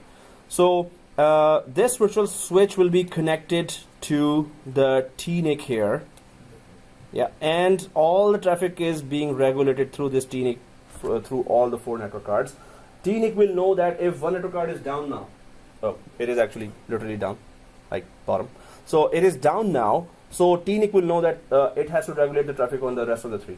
Suppose the second one is down, so TNIC will know that not to send the traffic here. If it sends the the packets will be dropped, right? Rejected. So that is not an option there. So it will at once redirect the traffic to the remaining one, right? Whichever, anyone can go down, right?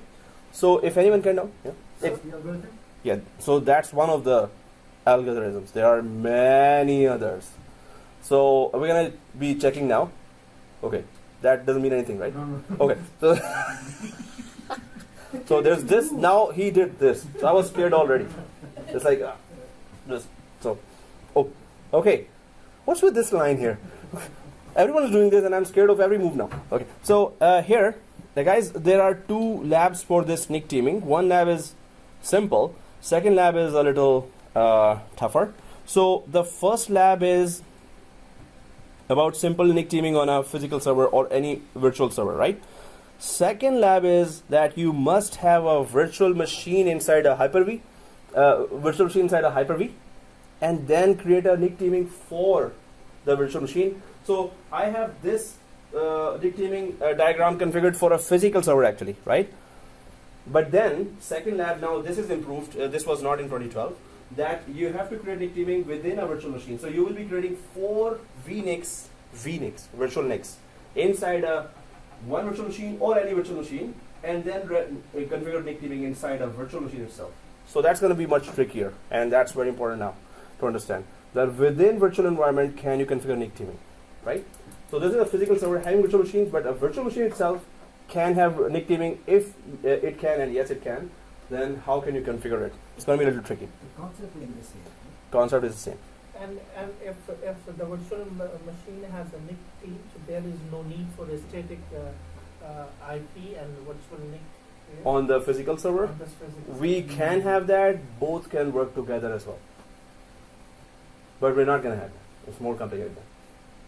Because a virtual machine now needs to connect to at least 2 or 3 network cards outside. I think you will have a better understanding. Yes, exactly. Let's do the lab. Yay! So it's easy lab. This one is easy. So what we're going to do, we're going to go to any one of the 4 servers, and we don't have to destroy our current environment. We can select any one of the servers. Server 2 we cannot select. Server 3 we cannot select. We can server 3 and 4, any one of those. So we just need to know how to configure NIC teaming. That's all, right? So we can go for 4, which is domain controller actually, replica DC, right? Okay, let's go for 4. And what is 3? 3 is the IPAM. IPAM, okay, let it discover some more. So this is server 4 here. So server 4, let's go there and add 4 network cards. 4 NICs, all on same subnet. Oh, same VMnet, guys. All same VMnet. And so this will be total 4 NICs. So we have 1 NIC already on server 4. We're going to create 3 more, right? We're going to add 3 more. And all on same VMnet. I think we're using which? 15 VMnet, right? So put all rest of the 3 on 15 VMnet, right? And then we're going to go for ping, and we're going to go for NIC teaming. So let's go ahead and try to configure. I'm just going to go to server 4 here. Server 4. Server, where's server 4? Yeah, here. 4. Okay. So there's server 4 here. I'm just going to go to server 4 and net. Oh, okay. All good. Done. Okay. Oh, done. Wow. Man, you're fast, man. Settings. Add the rest of the 3 to have total 4. So I just have 1. I'm just going to go for add. Yes. Network adapter. Next. Custom. VMnet 15. Finish. And then we go for 2 more. Network adapter. Next. Custom. VMnet 15. So why VMnet 15 is necessary? Communication. Sorry? Communication. So we can have VLANs as well. So, and VLAN is supported by NIC teaming as well. But definitely, if one network card is gone, ping minus T has to go through some network card, and it has to be the same VM net there that it can communicate with. So it should look like this now. Everyone has added total 4 network cards, right? Total. So 3 more added, right? If done, go ahead, press OK. Ping is OK already. Somebody's flying. Okay. Yeah. Without wings. Woohoo! Rockets. Oh, some tea is still left.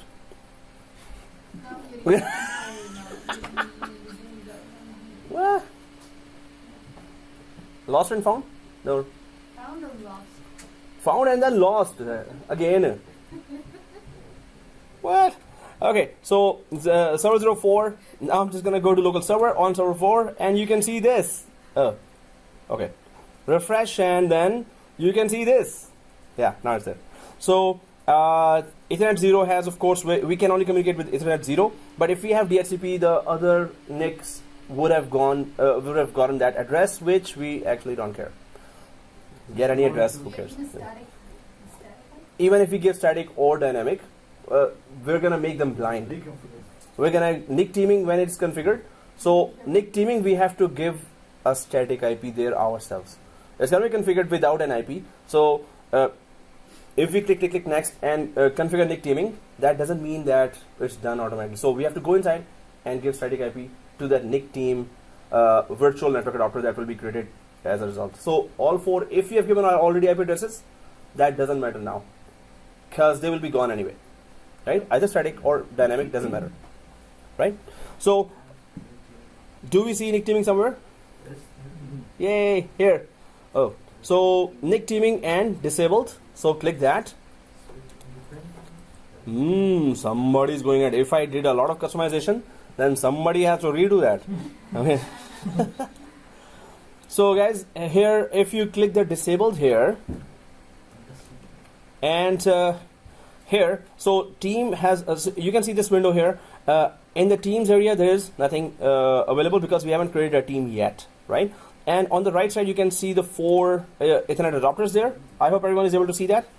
So let's create that NIC team. How do we do that? We go to this, and then we go for this. We don't say that. The poor guy only sneezed. I'm scared. I have to go home. You shaked some hearts here. Some very, Very strong sound wave. You know what's Mac? Mac 1, Mac 2, Mac 3? Yeah, Mac 1. Yeah, Mac 1 is speed of sound comparison. So, yeah. So that was, but still it's just a, yeah. Today, the back rows, man. Scaring the crap out of me. First it was Yeah, you passionately said something, hey, do this. And I was like, whoa, what up? So, okay. So, okay guys, let's go ahead. We are just having fun here. So, new team. Let's click new team here. And, yeah, let's just give, oh, new team, yeah. Brazil. Oh, Brazil and Russia. Okay. Oh, test dash of the Argentina, right? Yeah, exactly. Oh, Argentina. Very funny. That's our last World Cup. No, it was yesterday's match. I was just guessing. I am not even following any football match. Yeah, with Wow. With Spain. Yeah. With Spain. Big deal. It was a friendly match. Oh, yours. You're a Spainal. Okay, we stirred football fans here. Okay, that's enough. Now you hurt his feelings. Oh, now I officially hurt his. Oh, we. Okay, test NIC team. We can crawl ahead. Stop laughing.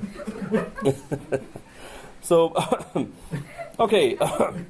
So, guys, there is a test NIC team, and yeah, I triggered a wrong nerve there. Football fans at once, yes, So that's no. I'm also passionate when football World Cup is there. Only World Cup. Yeah. Okay. You are So supporting? the winner, whoever's the winner. Okay. Yeah. That sounds good. Not Argentina. Yeah. Not Argentina. Yeah. I'm already like. Oh, Argentina. Yeah. Whatever you support, right? Blue. That's Argentina. Yeah. Oh, God, my life is spared now. Everyone is blue, man. Come on. Brazil. Even France is also is blue. Yeah, that's Brazil. You're wearing Brazil. So there are two Brazilian fans here, guys. And let's select all Ethernet network cards because of that. Anyone pro Real Madrid? So, yeah. Okay, anyway. All right. So there are two fans there. So, two fans here in the room, yeah? One is in the back We are one. generous to the friends. That's why in friendly match, 6 months. Yeah, right. For friendly match, that's a bad thing. Score something, man. Today is number 1. Number 2. Number 1 is I did because of the So, let's go for a friendly match on NIC teaming. So, there, as the algorithm we were talking about, the teaming mode we were talking about, well, we haven't talked about that, but it was going to come anyway. We, first of all, are selecting all network cards, but you can see way down, we can start from way down first, and you can see that primary team interface, not this one, standby adapter, right? The last one, first of all, standby adapter. So, if I select this, so let's go for the last adapter as a standby adapter. So we get the idea, I think we get the idea right away, what it's going to do. In case of what, you're going to use that standby adapter. If one goes down, it's going to, fail. 1 and 2. if suppose it's going to get activated in 2, so it's no longer going to be standby, it's going to give this in this area as standby. But once you remove or one adapter fails, it's gonna become active automatically. It's no longer gonna be standby. So it's a backup one. But this also means you're not using it. Suppose disaster doesn't strike for next 5 years, you're not using that adapter, right? It's just no. So just to check the features. Otherwise, in production environment, you're the administrator of your environment. You will go for whatever you want, whatever you think is better. Right? If all 4 are working, still if one fails, other 3 will take over. So why standby then? But standby is a feature if some administrators do use it. Production environment, you don't do that? No, some administrators do that, some administrators don't do that. So they find that this adapter, if it is standby, it's not being used, so it's fresh. When it jumps in, the data will still. Oh, now we're going to see that. And it does jump in. It works perfectly. So we're going to remove one by one, and you're going to see that the standby, first of all, you will notice that it will become active. It will no longer show the status of standby. Now, that said, so Ethernet 3 is standby adapter, but what about the teaming mode? Teaming mode and load balancing mode. What are those? Load balancing, load. Yeah, balancing the load. Yes. No. How to distribute The balance load. How to distribute the balance? Okay. Yes. Sorry, the load. Oh, load. How to distribute the balance? Seriously, what's wrong with? Okay, we have gone soccer. A lot of cannabis. Okay, a lot of cannabis today. Yeah. Yes, sir. Said load balance within a switches, within a cards. Within cards. That's what you were trying to say in last 1-2 minutes, No, right? actually I forget it. Okay. Balance the load, right?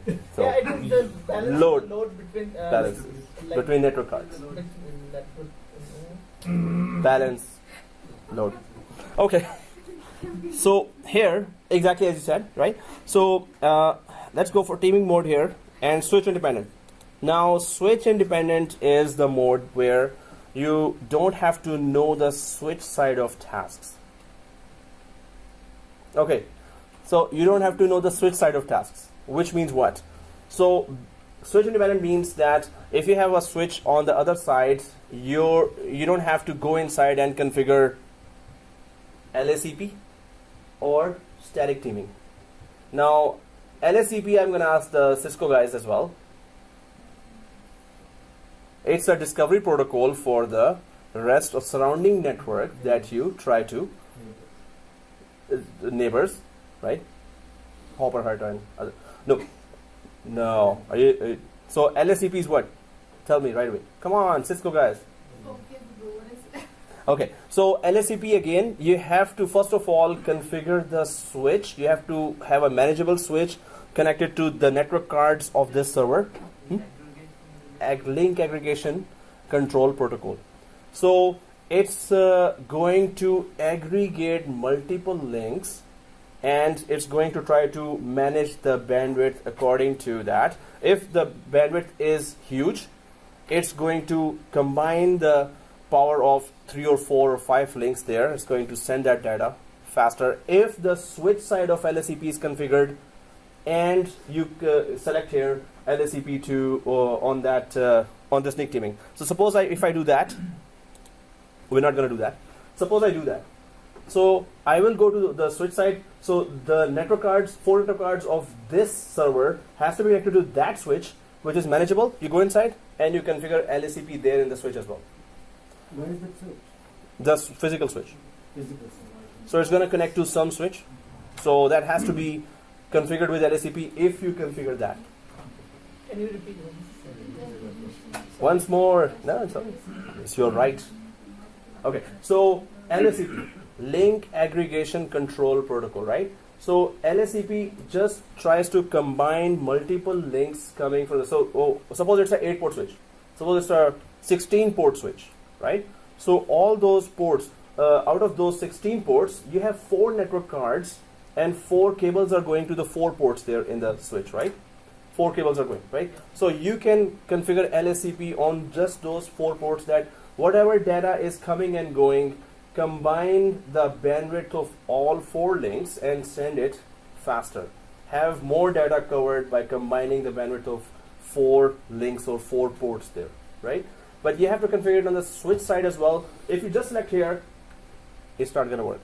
It's not going to give you better bandwidth calculation. It's not going to let you use a combined bandwidth of 4 or 10 or 20. So it's gonna give them more bandwidth? Yes, it's going to give them more bandwidth, as well as link aggregation also means that if the switch side of one port is somehow lost or you pull the cable there, it's going to send the data on the remaining ports automatically, right? But mainly it combines the power of 4 links or 6 links or 10 links, whichever network cards you have. You're going to configure it manually. Yes, you have to Port configure. number 1, 2, 10. Yeah. So how you configure LSCP for different ports, that's how you're going to configure it. We have to know that process. But we have to configure those ports where our network card cables are connected to the switch. You have to configure on the switch side LSCP, basically, right? We cannot select that if we haven't gone to the switch side and we haven't configured the switch itself for LSCP as well, right? If you have done LSCP there as a lab, then you would just revisit it and check that on switch side what we need to do, right? But then again, you must be a CCNA, otherwise suppose you're in a company where they want you to handle network side as well. There are many jobs I've seen where they want you to know Active Directory, virtualization environment, plus routers and switch side. And many administrators are there that are earning well. So if you know more of this, you're going to be earning good, right?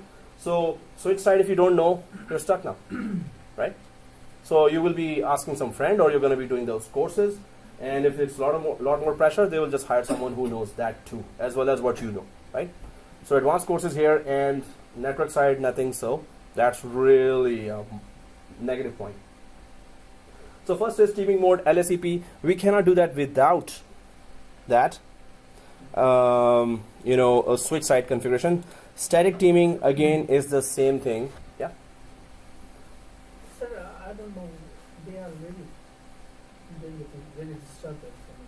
They? Windows 10. Remind me Every later. 2 minutes, everything. Oh, that. Is there any possibility? Remind me later. Sir, after 5 minutes we complain. Oh, so we have to No. just click it every. It's a concentration is totally. So we have to do updates once. Go watch the video. So yeah, this computer is not maintained. I wish there was a technical guy who's maintaining it after the class. They want me to be that technical guy. but I'm just teaching here. I'm not maintaining computers, but anyway, we can maintain that, and after the class we can put it on updates. Okay, thank you. So next class Uh, they will not see that. Thank you. Every Oh. 5 minutes is happening. Yeah. Yeah, it's annoying. You're right. Oh yeah, the class. So let's go ahead, guys. Static teaming. Guys, we're gonna be so static. It's static teaming. Yeah. So So you're saying the static teaming is the same thing as LSCP? I never said that. Okay, so let's go on. Artificial independence, something like that? Huh? I don't know. He's about to. I'm about to. Explain. Yeah, I was like, Give him a chance. up. I'm doing that for so many times now. I'm about to start and. Okay, so I never said that it's the same, right? So it cannot be the same because it's different spellings. Oh, first of all, so static teaming, what is that? Oh yeah, it was the updates that I was talking about updates, static teaming, and then updates came. That's why we got distracted. So, but it's not distraction; it's annoying for you as well. And we're gonna, yeah. So static teaming here. So you have to have. So let me just explain that here in a diagram, guys. This might take a little long. I can see that. Oh, this is So if you have the private switch, physical switch here, the Brazilian fans are, those who are all orange and yellow. So physical switch and ports. Yeah, I'm going fast. So here, if there are, okay.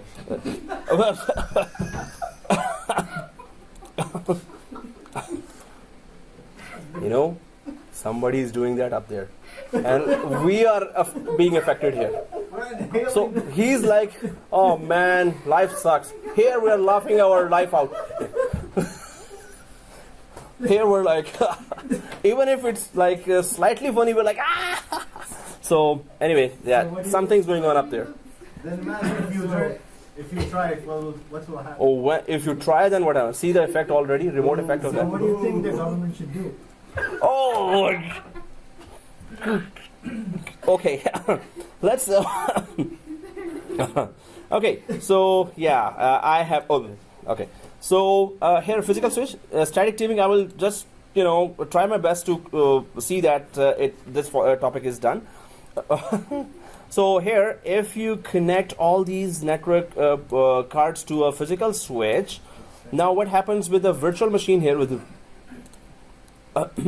yeah.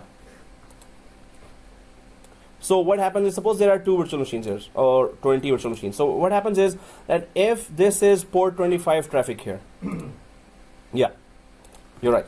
So port 25, and this is port 53 traffic. Can you tell me quickly what are those ports? No, that's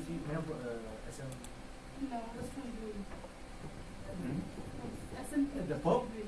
POP? 23? No. SMP is 25. 25. POP? Oh, but Pop is 110. 110. Pop.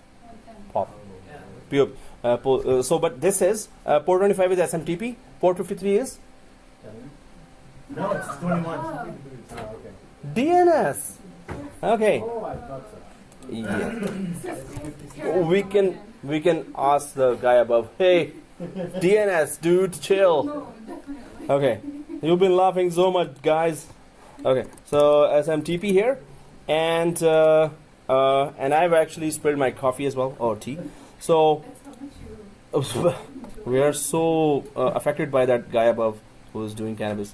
So here, what happens is that port specific traffic goes to the network cards. So day 1, when you create the virtual machine and you install Exchange server inside, the traffic, other traffic was going to, from other machines were going to other servers, other network cards. So it went to, suppose, this network card. It touched this network card. So it was randomly the first time.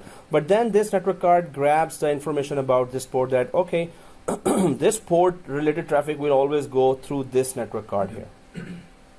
So then the traffic will always go through this network card until it is overwhelmed with traffic. It is full of lot of port 25 traffic, that the traffic stream will be, network stream will be redirected to any other network card here in that case. So again, if this machine day one send traffic to this network card, it will always send the traffic through this network card until this network card is overwhelmed any amount of time, any day. So the traffic will be redirected to any other for load balancing, right? So it happens this way as well. Yeah. This concept, is this when you're talking about mode? And which mode would it be? Like Static thing. static? Right? So we can touch one lab here. So we can cover this much. No, this lab is very small. We will just take out 1, 2, 3 network cards and it's going to work fine, right? But the main thing is we're going to continue this topic in next class as well, right? And I hope this guy is not there up there, so at that time. So what we're talking about is that if the ports are connecting, the virtual machine is connecting to one network card, it stays there until the traffic is overwhelmed here, and it needs a second network card to balance the traffic, so the traffic is redirected to the other network card, right? So if I go back to this, I went ahead. So this, now we have here this switch independent. The main thing is for this as well, you have to configure the switch. On the switch side, you have to make some configurations there for static teaming as well. You have to make sure that the switch knows that what port traffic is coming there as well. So whatever Ethernet cables are connecting from this network card to the switch ports, you have to configure the switch side as well. So when we go for teaming modes, static teaming and LSCP, you have to know the switch side. You have to know how to configure the switch. But if you don't know that process, and it's not that complicated traffic, there are no specific configurations required there. You can stay switch independent where you do not have to worry about the switch side configurations. And whichever switch it is directly connected to, the 4 network cards, they are connected to directly to some switch, right? So you don't have to, if you don't want more power LSCP functionality, you don't want. If you don't want the static teaming functionality, you can go to switch independent. I don't want to configure switch side. I want to configure just the server side. And this means that if you select this, you don't need to configure the switch side. It will simply do the load balancing and teaming on the server only. And it will send the traffic or load balanced traffic from the server to the switch. If switch was configured, it would have managed it better. It would have given it more power, more functionality would have been there. But if you don't want to configure that, only NIC teaming configured on the server side is also good enough for smaller environments. For wherever you don't have, maybe 5,000 users not connecting to this specific server, or 2,000 users are not connecting or more. If there are 2,000 more users connecting and the bandwidth is too much, you need to go to LSCP. You need to go to static teaming, and then you need to know the switch side of configuration, right? So that's why people keep on updating themselves. CCNA, CCNP, right? Like the switch independent means like the small No. organization? Small or traffic is not overwhelming. So suppose I was giving you an example of Exchange server in a virtual machine, port 25, right? So if you have 100 mailboxes there only, 100 users are using, you don't need the switch, you can go for switch independent then. You don't have to go for the switch side.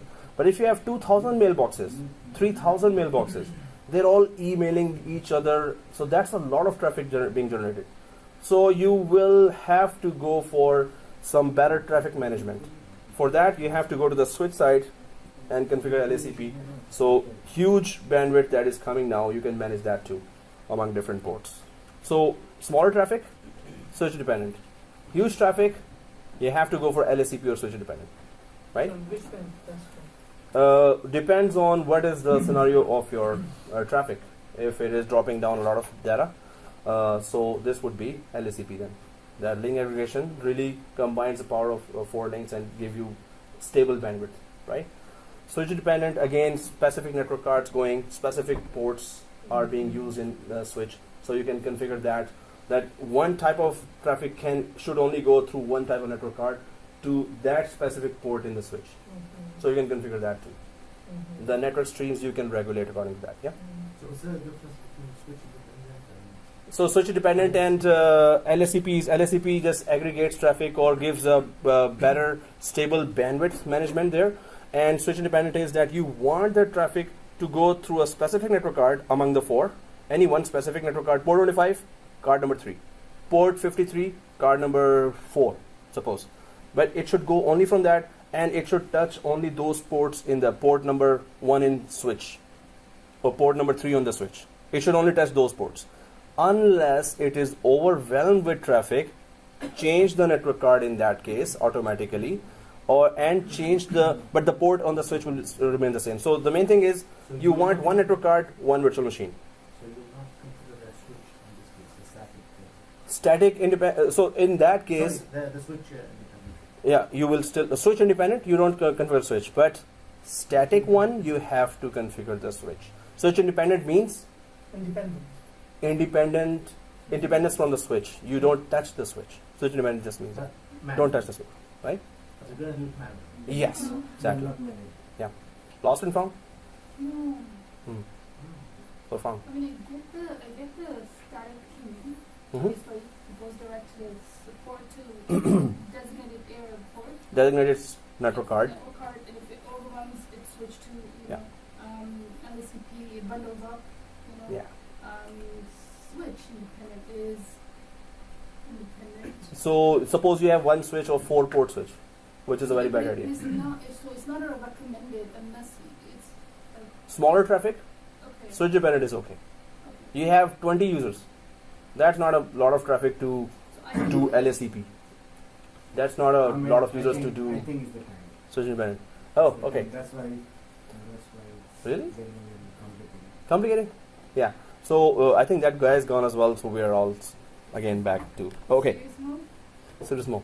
So okay, guys, if we press OK here now, NIC teaming. So we kept it on switch independent, load balancing, dynamic, address hash, Hyper-V port. We're going to be discussing in next class. We can just do today's simple lab, and then we're going to go. And that simple lab will very clearly show you what that is. And then we're going to continue with this topic and the next, the rest of this lab as well, right? Only 10 Part 2 of the minutes lab. more. Hmm? 10 minutes more. So if you want, we can do the lab in next class, or we can do the lab now. But yeah, we'll be rushing. But the important issue, I mean, apart from that, how many classes more do we have to do? Okay, first time seeing the threat threshold. Oh, no. Yeah, 2 more weeks, maximum 3. Okay. Oh, whoa, that was dangerous. 2 more weeks, maximum 3. Yeah. So 4 Oh my god. classes, maximum 6. You weren't ready for the end? Okay, let's make 12 classes and maximum 18. No, okay, 4 classes and the maximum set of 6. Okay. Now, so no, topics are nearly done.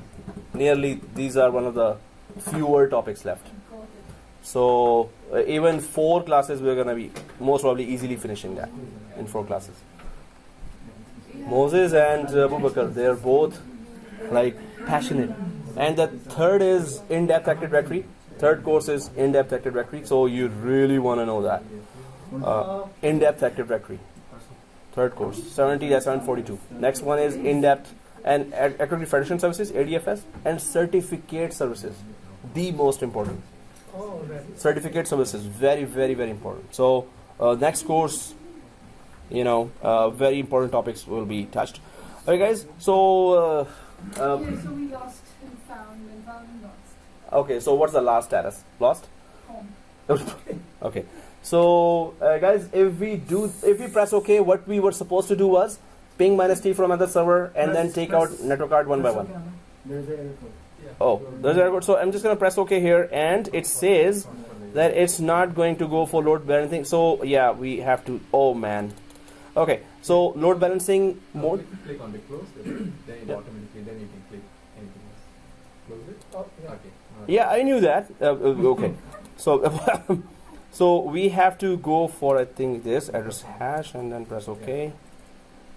That's fine. Address hash. Guys, go for that address hash. But So what happens? So select address hash first of all, and see this. See this, right? And keep watching until you're hypnotized. No, just kidding. So it will go green automatically. It's gonna discover the environment, and they're gonna go green automatically. So if it is red for much longer time, then delete the team and recreate that again. But otherwise, it's gonna go green in 1 or 2 minutes now. Automatically, one will go green or all will go green right away. Green.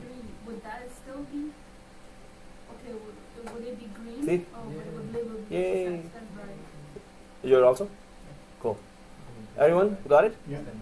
So the rest of the, so it's gonna go green. It's gonna, but you can see standby. As soon as we remove the first one, anyone, it's going to get active, right? And it's automatic and it's very good. It really works in 2016. So, 2012 it sucks. Yep. can I So basically delete one from that settings? if you really want to do it now, we can just delete that, or we can continue the lab next class. But suspend the machines, guys. But it's going to be 4 more classes. The last topic is actually theory topic. So on that day, we can, whoever is owing some food, that food can be brought at that time. I was wondering if we can the samosa factory. What is that about? Samosa factory? Yeah. Can be. What is that about? Where is that? Oh, can be is it's McCowan and No, the one that you were Alice. talking Oh, about. that's in Etobicoke. That is like wow. That's the samosa. I want to try that. Yeah, that's Etobicoke. Samosa and sweetfactory.com if you go there, It's just right here. Right here at Etobicoke. Yeah, right here.